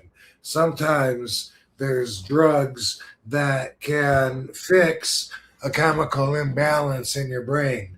When you have anxieties, when you're depressed, sometimes it seems like it's out of your control because sometimes I think it really is. Now, a lot of people argue and say, no, we're strong enough. What do you got to be depressed about? You're a spoiled kid. They don't get it. They don't understand. But some of us, sometimes our brains don't produce enough of a certain chemical, like not enough dopamine to keep us happy, or too much of something. And then overall, that can fuck with everything. It can ruin everything because then you're unhappy. You don't want to get out of bed. You don't even like life. And really, sometimes you can fix it with your perspective. Sometimes you can just cheer yourself up, and good luck with that. But sometimes it's worth talking to a professional about it, and a professional might recommend some medication, and sometimes it might be worth it, and sometimes it might even take some trial and error. You might get the wrong dosage or the wrong kind, and you might not have a good experience, but if you stick with it, I believe that for some people that is the answer, as simple as something to keep your brain chemistry balanced. But definitely, no matter whether you're for or against the drugs, be aware. It's great to be aware. Take a look at yourself. Check out your 3 components and have that discussion with yourself. Look at you. Where's your strengths? Where's your weaknesses? Is it in your life, in the way that you live every day, in the way that you're feeling, in your schedule, in your whatever it takes to be you, to process, to function? Are you strongest or weakest in your mind, in your body, or in your spirit? And if you be aware, and then boom, do something about it. Great advice, I think, Rob, especially like that. Because like, I think too, like what I was always trying to be cognizant of when like, I'm in a depressed state or anything like that. Like, I didn't think about spirit. I always thought about mind and body in a lot of ways, but like your spirit too, how much is that kind of affecting and playing a little bit on you too? Some other things to be aware is like basic stuff. An equal third, by the way, is the answer. Yeah, absolutely. And some other stuff is like basic life stuff. Like, think about too of the day that you're going through. Did you get enough sleep? Did you eat? Did you like anything like that? Or like socialization too is such a key component too, putting yourself out there and like kind of factor all that stuff in there too, and be like, well, that's kind of why like either my spirit is down, or like my mind is not right, or like I didn't work out, or like I didn't get anything like that, or keeping your body moving. Just some basic things to kind of keep factor of too. But I think like the spirit stuff, that's a real key component too, Rob. I'm gonna more. And remember, the very first step is awareness. That's key. Mm-hmm. Definitely. And always be cognizant of too, like whether you're in a depressed state or you're thinking stuff, that the way you're thinking or your thought processes doesn't necessarily always mean that's the truth or that's what's going on. It's just what your mental state is at that moment in time, and just kind of be, and like Rob just said, awareness, making you aware that you're going through something is the key aspect of that all. Step number 1 for it all. So that's great advice, Rob. I like it. Devin Dowling says, didn't realize $5 was the limit just for the raffle entry is all. So he asked, what does RVD remember about TLC 4, the one where he tagged with Jeff Hardy and Kane won, where you, Jeff, and Kane won, I think. Is that what it means? Absolutely nothing. Yeah. Sorry. Yeah, I don't know. I don't remember specifically. But, those are 2 guys that I always enjoyed tagging with. And, me and Kane were champions, I believe, pretty sure. And and I always love teaming with Jeff or wrestling with Jeff. He's definitely among my favorite wrestlers to work with, like for sure. All right, here it is. My bet for the NBA championship are my favorite team, the New York Knicks, at plus 850. That's right. They are up right now against the Sixers in their series and favored to win that. But they got some high odds to win the championship, plus 850 right now on FanDuel. Guys, if you're a lady or your fella, or that person that sends you an eggplant emoji at 2 a.m. is ready for better sex, then you should be too. That's where Blue Chew comes in. They've been on a mission for years to get you bricked up, build your confidence, help you actually perform in the bedroom. Their new arousal boosting formula, Blue Chew Gold, is helping millions of men have better sex in 2026. While most ED meds only focus on blood flow, Blue Chew Gold goes further by combining 2 ingredients for blood flow with 2 ingredients for mental arousal and connections. So you're not just physically ready, you're actually in the mood. This type of innovation is why Blue Chew Gold is the #1 brand in erectile function. So, don't let your mind get in the way of a good time. Discover your options at BlueChew.com. And we've got a special deal for our listeners. Right now, when you buy 2 months of Blue Chew Gold, you get the 3rd month for free with promo code RVD. That's promo code RVD. Visit BlueChew.com for more details and important safety information. And hey, we always thank Blue Chew for sponsoring the podcast. Definitely in my top 4 for sure. I think you guys epitomized the invasion angle too, because it was like, wow, RVD going up against Jeff Hardy. Jeff Hardy was such a rising WWE star at the time, and you're the ECW guy coming in, and like seeing you two clash at one another. That was like one of the dream matches, I think, starting off early on for that.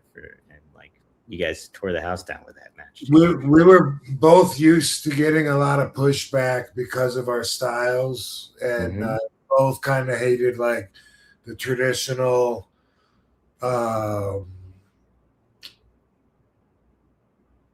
pressure that would be put on us to conform. We both would hate the what we thought was bullshit process of just even the day. Like we wanted to go out there and man, really for us that was having fun, like going out there and fucking doing some really cool shit, making the people go nuts.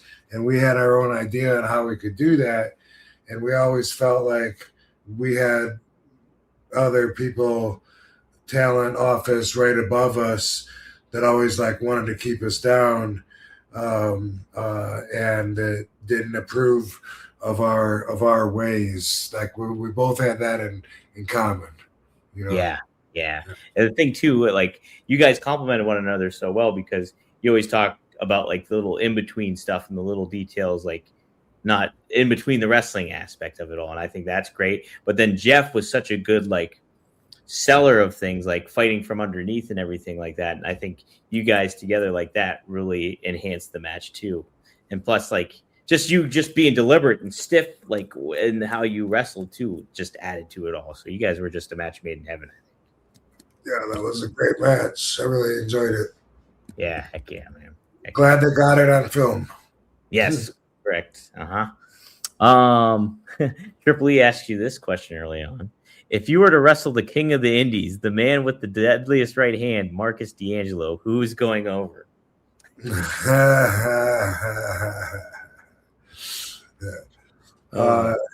Dude, all I can say is for Dom, I'll try not to knock his brother out. Well, thanks, Rob. There we go. See, yeah, okay, there we go. Right? Yeah. I would say that would be yeah, right. Brotherly love, right there. Brotherly love. Triple E. Oh, we already asked that one. Mackenzie asks, got any summer in-ring plans yet? Do you have any matches lined up in the summer yet, Rob? Not that are confirmed. No, I got some talks and some people trying to make something happen, but I got just mostly autograph signings and meet and greets. And plus, next week on this show, I'm going to have a big announcement on a new project that is definitely one of my more important and prioritized plans for how I'm going to be spending my time this summer. Very excited about it, but let's just wait until next week and then talk about it. It's pretty big. I'm stoked, and I also have something. I have something. Yeah, so that's the answer. Not confirmed. I do have somebody that I have to call back that's trying to book me. That's a friend in a high place. But aren't we all? Yeah. No. So yeah, no match. No, someone's trying to put something together in Hong Kong, and they don't know if that's going to happen or not. And I think that would be my next match. So good question. But, good question. Yeah. Thanks, Mackenzie. Appreciate that. Triple E, another question. You're got a whole lot of raffle entries going on. You two see any of the Sandman's last match or Vampiro's last match? Did RVD run into Mr. Kennedy in Vegas? Y'all having a match would be cool. So I didn't see Sandman or Vampiro's last match, and I did not run into Mr. Kennedy. No. I ran into him. I didn't say anything to him, but we crossed paths when he was exiting the bathroom and I was entering the bathroom. So shout out, Mr. Kennedy. Always an awkward place to see some. Isn't it? It's always very awkward. I also saw Al Snow walking out of the bathroom too, and I was like, "What's up, Al?" And then that was it. So, we did not cross the streams. So there we go. Oh man, Devin asks me, when is the last time I smoked? I would say it's probably been about 4 years since I've actually smoked, maybe. I think it's probably been 4 years. Yeah. I mean, I take the gummies. I took a couple edibles once, and that was not a good experience. But then I like the Kratom. I like the Kratom gummies and stuff like that. And you didn't do the bucket list talk with RVD when you were over here in the studio? No, you offered, but you knew I wasn't really. Yeah, but I appreciate it. Yeah. I just don't think I don't handle it well. I know that much. Yeah, I don't. I don't care. Like, I'm the last person that's going to pressure somebody and say, "Come on, man!" Come on. Yes or no. Either answer is fine. Yeah. That's it. Jem the Dawn became a net member of RVD TV. That gets you an entry into the raffle. Thank you, Jem. And then he gifted a membership too. So thank you, Jem the Dawn, on that one as well. Right on. Yeah. Right on. That's cool. We were talking about giving away stuff because we have sponsors that send us stuff. And speaking of, this week is Champs here in Las Vegas. It's it's a cannabis related convention because ultimately it's a glass blowing contest, and then peripherally is the entire industry, and it's big. It takes up the convention center in Las Vegas. I feel like I've been going for at least 15 years, however long they've been doing it. It's been a long time. And anyway, a lot of it is Kratom, and a lot of it is also like now the Delta 9 and whatever. But it's not for consumers. It's for people that own stores and stuff. So, but you go around and get samples and stuff, which used to be cool, but now I have so many samples that I hate having. Now it's clutter, a bunch of rolling papers I'm not going to use because I only use the best, and bunch of just shit like that. But anyway, it's cool and it's industry, and I'll see the Happy Hippos guys there. I'll see the Greek Glass guys most likely, Nice. and just saying hello to them as well as others. But shout out, see you guys tomorrow, and see anybody else that's at Champs. Maybe we saw Sabu last time we were there, actually, and Katie brings that up sometimes because she just thought it was hilarious that you run into him at the most random places, because we're in the convention center and we're walking. It's real long walkway. I don't know if it was Champs. I think it was the fitness thing. Now that I think about it.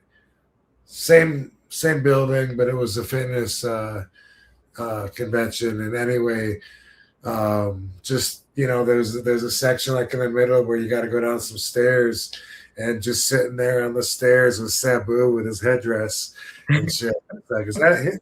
It is him, dude. What the fuck? It's pretty funny, but Katie always brings that up. Yeah. Anyway, that's going on. I remember my first my brother's first interaction happened to we were at WrestleCon in like 2018, so I think it was in New Orleans, I think it was. And Marcus was like, "Hey, I just saw Sabu at like Starbucks. He was getting coffee." And he had like the headdress on apparently and stuff like that. So you love Starbucks. That was one of the last places that I went with them. I think I told you this story, but Sabu was too generous to have ever been like a multi-millionaire, like a lot of people say that he deserved and that he should have been. But I know that he was too generous. He would have given it all away because he's just like that. And last time I was hanging out with him, we went to Starbucks, and this lady came in with a puppy, and we're both dog lovers, fawning over the dog. Oh my God, he's so cute. And she says, "You want to buy him? Just $40. I need the $40." And Sabu reached in his wallet, got out $40 and gave it to her and said, "Here's the $40, but please don't sell the dog. Please keep it." And she was like, "Oh, thank you," and left. And then I said to Sabu, I said, "Why did you do that? Like, she's going to go sell the dog now and then have $80. And he said, I know, but hopefully she won't." Yeah. And that was just on that hope that the karma of the universe was going to see what he was doing and somehow pay it back in some way was enough for him to feel like he didn't deserve to have any more in his pocket than the guy at the beginning of the documentary that he gives money to, that's like sitting there at a bus stop. Yeah. Wow. Yeah. How about that? That's true. Yeah. That's the way that the whole documentary started off too. Yeah. It wasn't set up or anything. That was like being with him every day. That was always how he was. He really didn't think he deserved to have any more money in his pocket. Like that's a great way to put it, because he would have pulled out half of whatever he had and then said, "Well, I had this. That guy didn't have anything." As if we're all brothers that were brought up in the same family that need to look out for each other, Yeah, it's a really kind-hearted perspective, but it's a little too gullible in a way that it was hard to look out for him and his best interests when he wouldn't do it himself. Exactly. Yeah, that's a tough thing though. So when people are like generous and kind of considerate about what they think about, it's definitely hard to like, hey, you got to kind of also look out for yourself at the same time too. And but I mean, that's what the cool thing about Sabu was like I always had the impression, oh man, Sabu's just an intimidating person to kind of I would imagine to interact with and stuff like that. And even when we first had him on here, I was like, ooh, how do I interact with Sabu? I don't even know how to go. But like he lets that exterior down and lets his guard down if he gets to know you better and stuff like that. But it's what a great dude, man. Man, shout out Sabu. Yeah. Did you say that earlier when you were talking to Katie and or Melissa, did you say that you were a Star Wars fan? Yes. Yeah, because I got the tattoo, the Star Wars tattoo, Millennium Falcon right there. So I just okay. That's what I was texting you about. So that's I got it. Brand new. Oh, right. I didn't get Bobby on the chest, though. I didn't get Bad Business Bobby on the chest with the right. That's my next tattoo. But yeah, I'm a Star Wars fan. I hope you do. Oh, okay. And did you just like the original one, or you like all of them?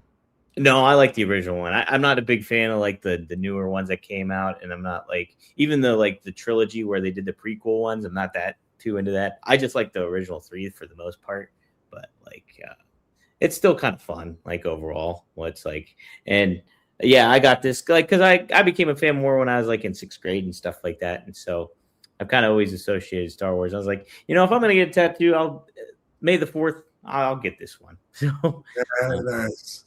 Yeah.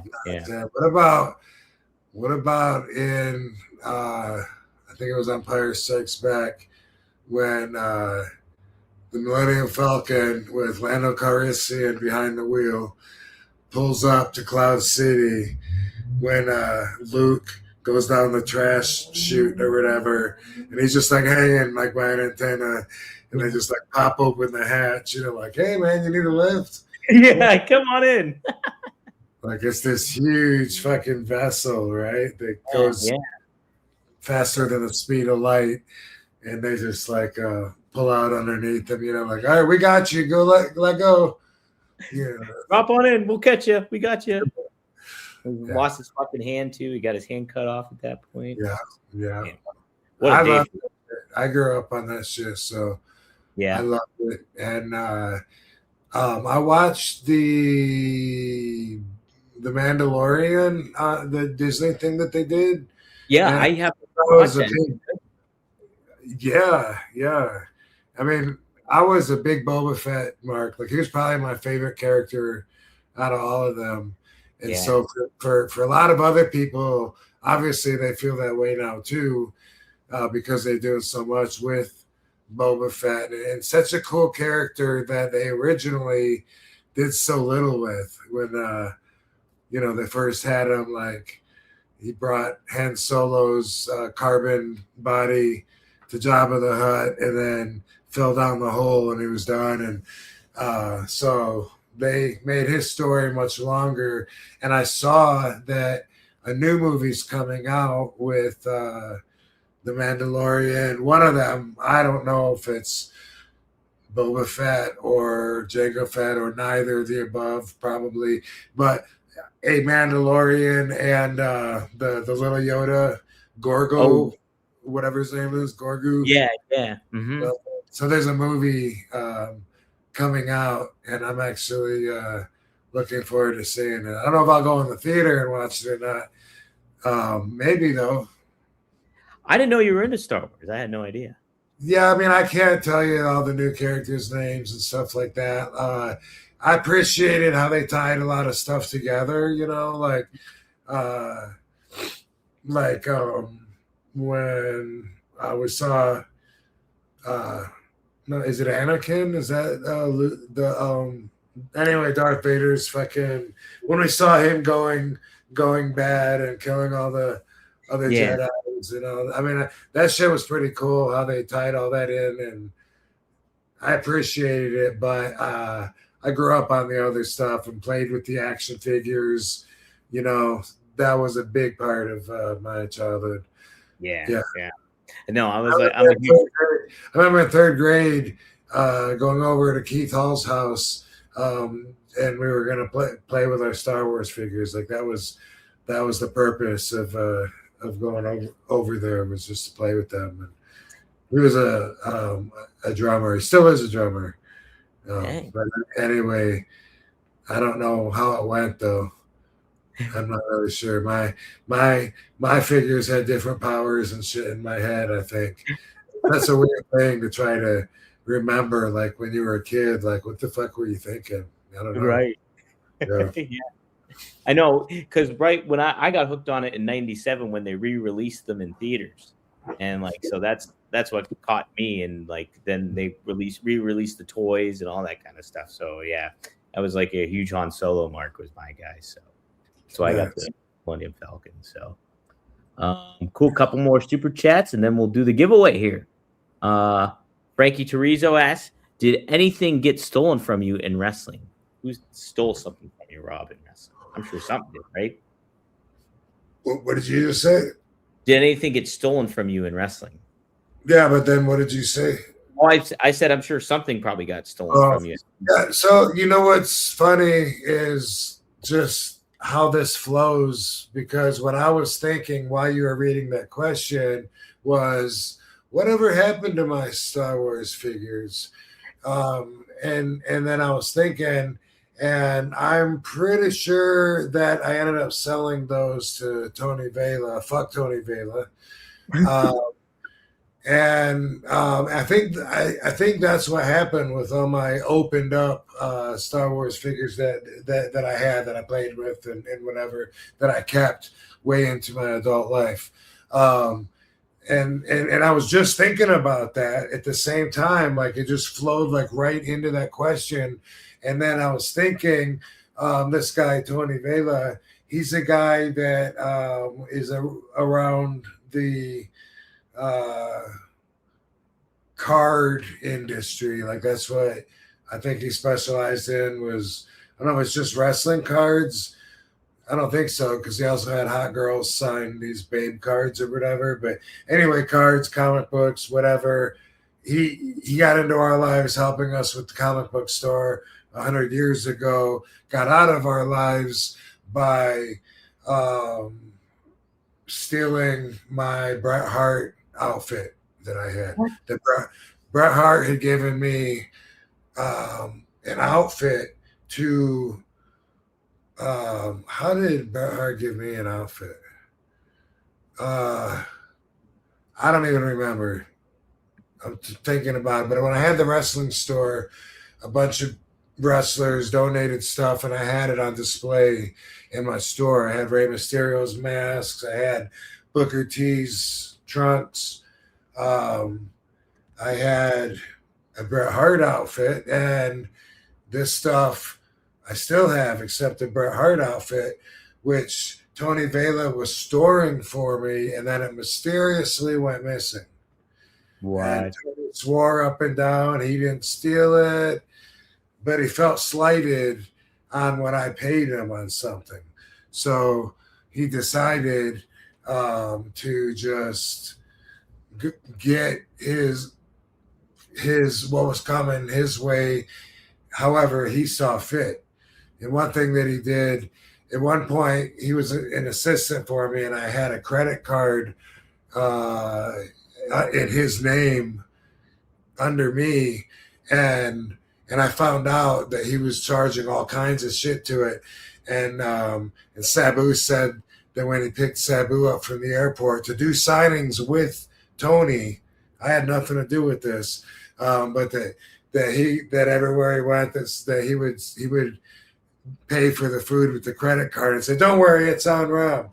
And Sabu told me that he did that the whole time, and that he thought that I said to do that, which may not sound like a huge deal, but then he ended up stealing the Bret Hart outfit, saying that he didn't, swearing he didn't, and then it's probably been like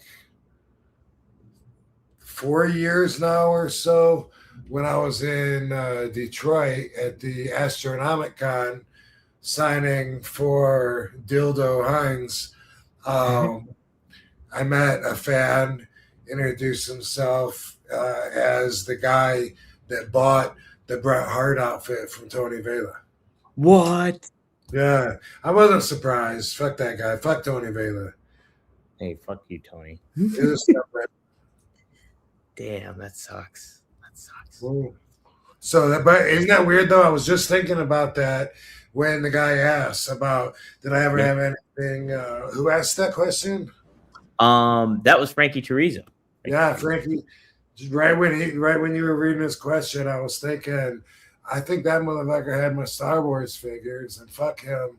He has my Bret Hart outfit, you know. And then we asked about what was in my head, so Frankie read what was on my mind, or that was just some of that damn synchronicity. Synchronicity happening. I do want to give a shout out here to Mike Martin, who chimes in too. He says, RV, this is regarding your RVDology. RVD, I'm 44 years old and you are spitting some knowledge, bro. Legit.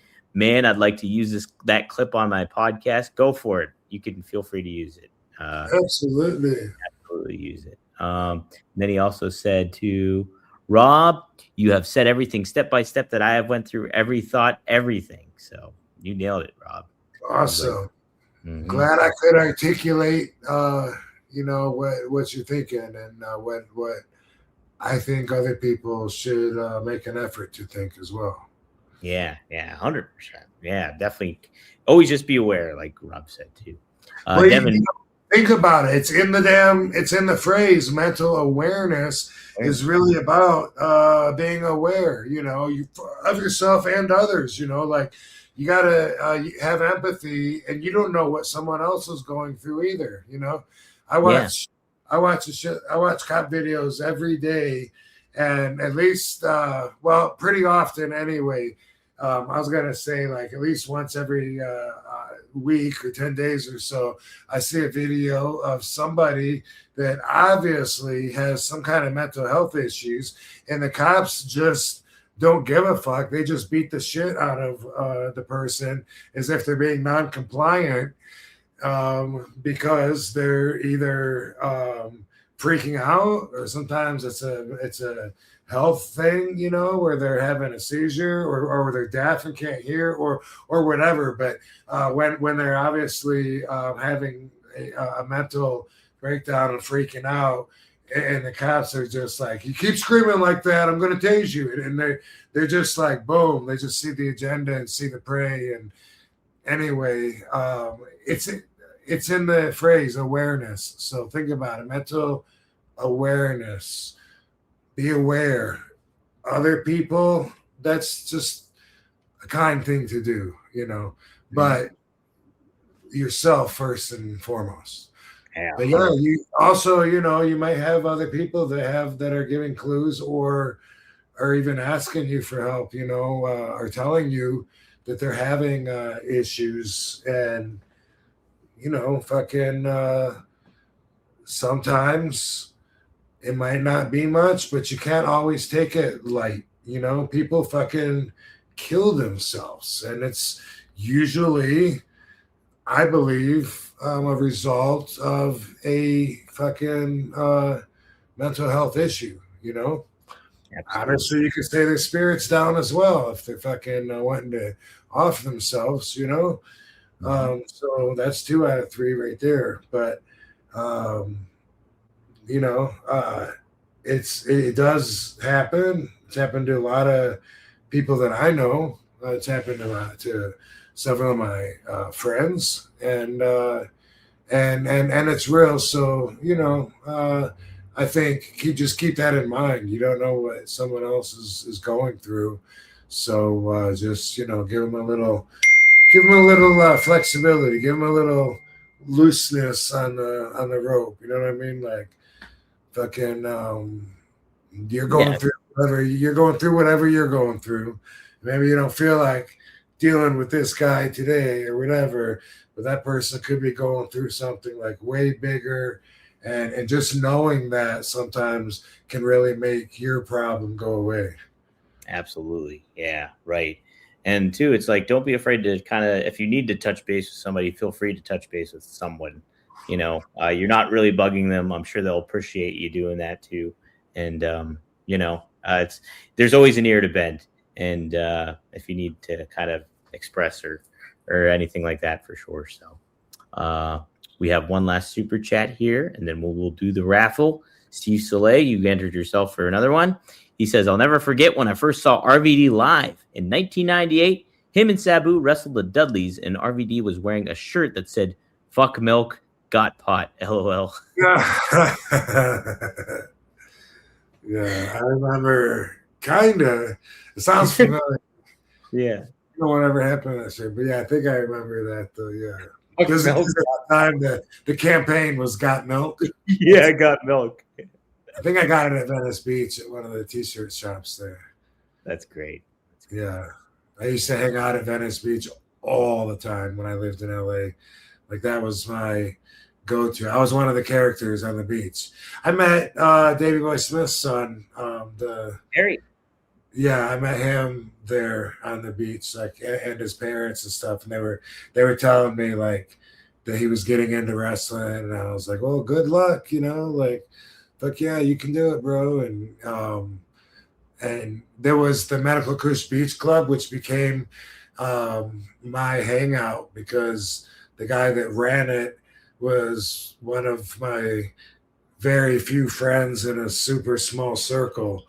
And so I would go there and just smoke weed for free all day and stand in the window that looked right over the beach, right over the outdoor gym, actually, in that building.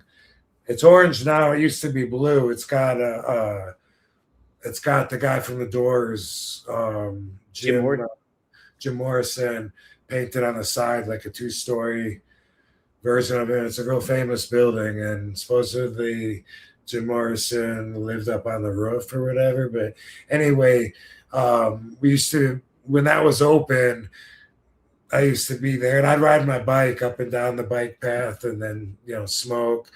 And then me and my buddy, he opened up a second location at the beach clubhouse, just so we would walk through the boardwalk, we would smoke, then walk through the boardwalk, usually smoking again, and then get there, check on business, smoke again. Had a balcony that overlooked the boardwalk there. And man, those were some awesome fucking times. As a matter of fact, we shot a sizzle reel, a demo reel for trying to make a reality show. And Jason Hervey and Bischoff were actually behind it. They wanted to do something, and we talked them into doing this reality show, but we weren't all on the same page. And they thought like the more drama, the more craziness, the better, because controversy sells, right? Yeah, controversy. Right. Right, but in the cannabis movement, like that doesn't work. Like we're trying to legalize it, and I consider myself a responsible user. Like I don't know about any of you watching, but do you see me change at all when I'm smoking? Because I'm not someone's going to giggle like a little girl. Yeah, but I do think if my neighbor wants to do that once a week, that he should have the right to do it, so I'm an advocate. But when I smoke, it makes me feel like a little better version of me. Feel a little better, but it doesn't, you know what I'm saying. So you guys can decide, because people automatically want to think, oh my God, dude, stoners, like, don't believe what they say. Shit like that. No, and I think, that the cannabis movement overall is kind of going. So anyway, Kush, the guy that owned the place, both places, medical marijuana dispensaries on the boardwalk, the only one to have done that, had him right on the boardwalk. He was already crazy, so you don't tell him to amp it up and to be more crazy. Like that was the mistake, in my opinion. Jason Hervey wanted him to be, and he could portray the stoner that's like, dude, what, man? And which is, I would say, an irresponsible portrayal of a cannabis user, especially for somebody that's fighting to legalize it. You get it, you know. But we did that, and we actually went and pitched it to a few. I think we pitched it to Showtime, maybe HBO. Like I went to this is a whole different life I forgot about. Like the, you know, like I've just been around for so many hundreds of years and got so many stories. This is something I'm sure I've never talked about. But I went with Hervey and Kush to some of these TV channels and pitched it and looked at the video that we filmed and stuff. And it wasn't something that I felt like the industry would let get on TV because it looked like, oh my God, this dude is running a business here where he's selling weed and he's telling us it's medicine for patients that need it, but look at him. He's fucking, falling asleep, laying there on the stairs or whatever crazy shit they wanted him to do to look really irresponsible. You know what I mean? Like crazy stuff. Anyway, that happened. Wow, man. Yeah. That's crazy. That's crazy to kind of think about that too. And like, some characters like that, people like that, it doesn't necessarily help the cause too much when they're in there. But right. And like I said, I'll fight for your right to be stupid, but that's not me. Yeah, right. That's not you too. You need responsible minds to kind of help convey the right message and the appropriate message. And so and you're a good proponent for that for sure. Yes, sir. Triple E chimes on in. You actually had another question too. I forgot to mention. Did you finish watching the Hogan documentary? I haven't even watched it yet. Have you watched? Okay. No, I'm on the last episode, but we haven't finished it yet. Yeah. The babies sleep in the room where the TV is. So after like 8:00 or something, when the babies are like settled down, we can't watch TV because it'll stimulate them and they'll watch it. And funny when they watch TV, but they I can imagine Karma or Saba just like checking it out. So I have to finish it because I heard that it's sad and that they're so that some people that saw it said that they were sobbing, crying in it, which I've done the last few times I've watched the Sabu doc when I've screened in public.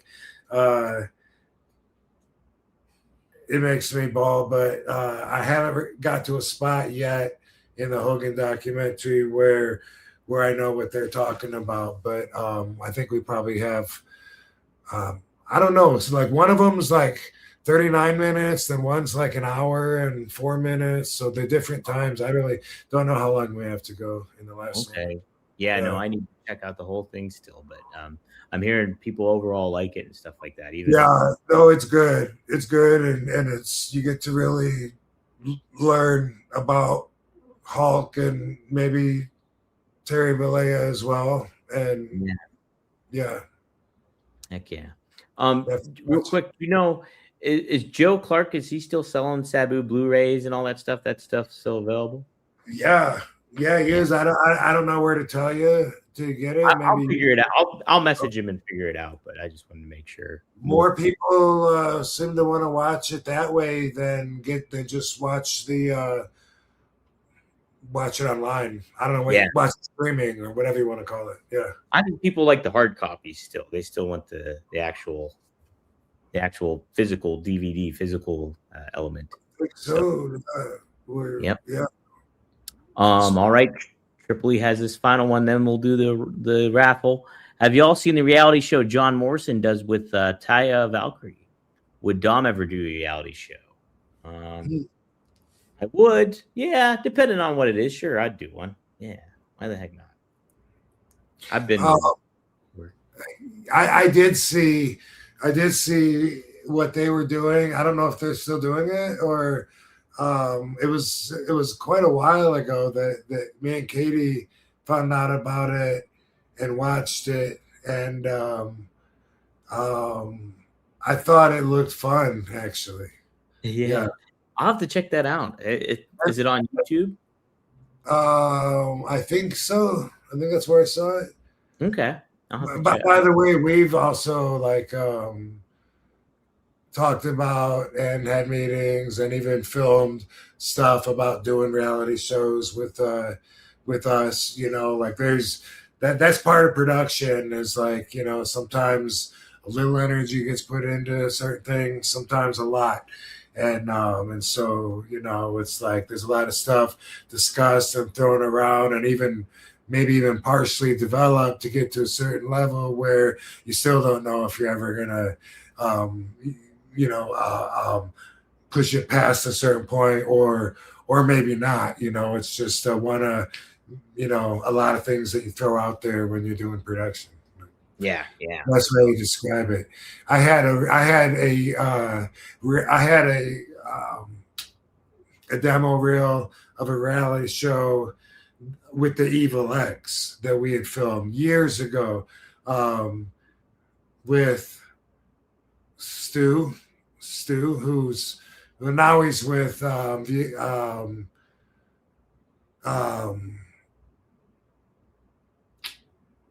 what's the show where it talks about wrestlers? The bad Dark Side of Wrestling. Oh, right? Dark Side of the Ring. Dark Side of the Ring. Yeah, thank you. So anyway, he's working with them now, but Stu, he was working with Jamie Kennedy, and anyway, we actually filmed something. I filmed something with my Evil X, like when we were not doing good, you know, like that shit like the ship was sailing, and here we are, you know, like trying to, like, we're gonna pitch this show, but for whatever reason though, there was a scene where they wanted her to kiss me on the cheek for the demo reel, and I remember it was so awkward because that was like so not her, and also it'd been like so long since like we even touched each other and stuff, that it was like both of us were like wow, this is like acting at its finest, you know, trying to pull this off, and she's like with her evil little face, and and that's what I remember about doing that demo with Stu, like mostly. But yeah, I've always like a lot of people don't know like half the shit that I've done to different degrees. Yeah. Wow, how about that? Yeah, no, I didn't know that. I didn't know that. You probably don't know. Also, just a thought, because I'm just thinking of this popped in my mind. But I did a demo for an action movie with Justin Gabriel. Yeah. What else is he also goes by another name, like Direwolf? He goes by something Direwolf, I think, or yeah, but is PJ Black? PJ Black, right? PJ Black, yeah, correct. Yeah, okay, yeah. Super cool dude, man. Love his energy. But anyway, I did a demo with him on an action movie that who knows if it would ever be made or not, but in fucking in Africa. Wow. Yeah, because he's from there. Yeah. So yeah, he had arranged this when they were gonna use this demo, you know, they use it to get the production together and whatever. But it was something that Jennifer spent the day with me on the set, because I had Jennifer and Katie on the Africa. Good trip. And Katie stayed back. But anyway, yeah, there's all kinds of shit like that people would like be clueless to, because how the fuck would they know? Yeah. But might find it interesting. Mm-hmm. Yeah, nonetheless, right? For sure. It's definitely how it all gets kind of laid out and executed, I think, is the primary component to it too. All right. Well, I guess it's time for the raffle here. Thanks everybody for who chimed in and who pitched in. So we got let me pull up the little thing here. Hopefully I can do the share screen right. Boom. And we got that. All right, there it is, guys. You can see the wheel. All the names are entered on there. So what we'll do here, I'll show the quick giveaways before I do any of that. Real quick. So obviously whoever gave the $100 earlier on the show gets this DX card, number to 150. Plus you get the RVD IOU. I will do one more RVD IOU since he just gave $100. So whoever gets this RVD card, it's just a basic Topps card. It'll also have the RVD IOU in it too. So I'll be sure to send that with whoever wins. And then the other person will get this Kevin Owens Refractor Topps 2026 card. Now these cards aren't worth a whole lot, but just to kind of have fun and do some giveaways here starting off. You can. I hope you do. I hope you do. So I will pull the wheel back up here. And then we will do the giveaways. We'll raffle off the RVD one first, and then we'll move away from that after the fact and get the Kevin Owens one going. All right, so I'll shuffle, and then here we go. I'm going to spin the wheel. How do I spin this wheel? Look at this. You like it? So here we go. Boom. This is for the RVD IOU and the RVD card, and it's going to go to Steve Soleil. Steve Soleil, you will get this RVD card, and you'll get an RVD IOU for a photo op and an autograph. So there you go. So we'll remove you, Steve, from there, and then we'll do the final spin here for the Kevin Owens refractor card here. So here we go. Round two. And it is Ash Vega. Ash Vega, thank you for giving me my question there. You will get this Kevin Owens card. So what you guys need to do, email me at dpdangelo, my last name, at gmail.com. And send me your address and info, and I'll be happy to send those out to you. And Triple E, I will send you something since you gave me so many entries too. So, oh boy. Is Barbie okay? She's all right? Okay, yeah. I don't know what happened. Oh boy. I squeezed her too hard, I guess. I don't know. Give her too much love. Give her too much love. You okay? Okay, she loves you. Oh gosh. Barbie, I can attest. Barbie is always around Rob. When I was at his place there, she's always on my feet. Yep. Yeah, maybe we'll see how much you like mailing shit. Because then maybe we'll be able to do some bigger prizes, especially like you were saying, when I see you at a convention and have a bunch of shit there, you know? Yeah, right. Yeah, I'm totally. I live right by the post office, right down the street from me, so this shouldn't be too bad at all. So yeah, we'll do more. I have a bunch more cards that I will do giveaways with, and we'll do RVD IOUs too. So be on the lookout. Next week we'll do another giveaway. So thanks everybody for doing this, and I want to give a shout out real quick to. Did you see about Rebel from AEW? She got diagnosed with Lou Gehrig's disease, and man, what a strong, courageous person that she's been able to kind of keep that attitude about her and understanding what's going on with her and everything. So, you know, if you don't know, I saw part of the first announcement. I believe it was the first one because she was saying that she's got a terminal ALS, and that the first they thought it was something maybe lung cancer, and then found out stage 4. Anyway, what was really, I mean, the whole thing is, you know, it's very, very sad, but what really stood out to me as something I've never really experienced before was having somebody say, God, it's hard to say. Having somebody say, please pray for a peaceful passing for me. Yeah. That was heavy. I don't know why that was heavy to say. I didn't expect that. Wow. Yeah. But yeah, but then I saw that there was a headline. There was another one, and she said update, and I didn't see that one, so I don't unexpected update or something like that.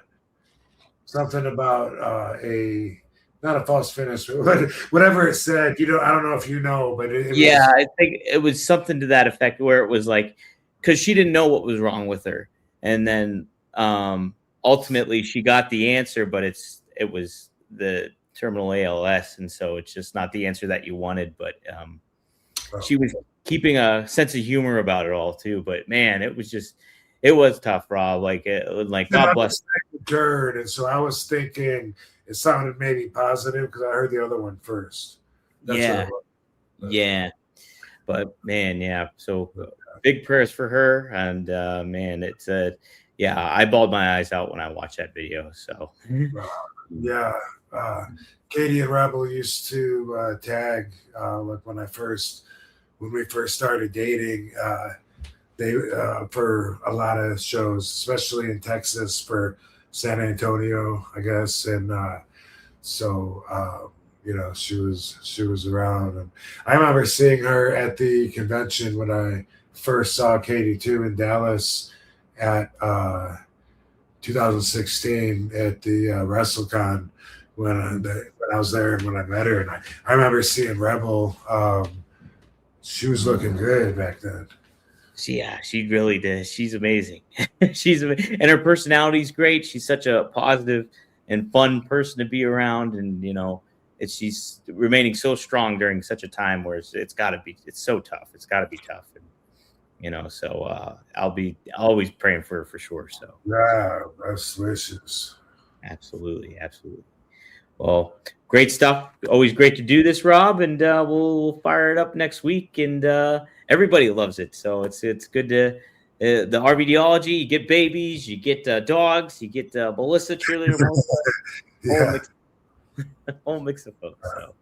So do it again next week. Do you like Wednesdays? Do you want to do Tuesdays? I'm up for whatever, Rob. Let's do Wednesdays, and especially because next Wednesday. What's the 12th? Is the 12th Tuesday? Because if today's the 6th. Today is the 13th.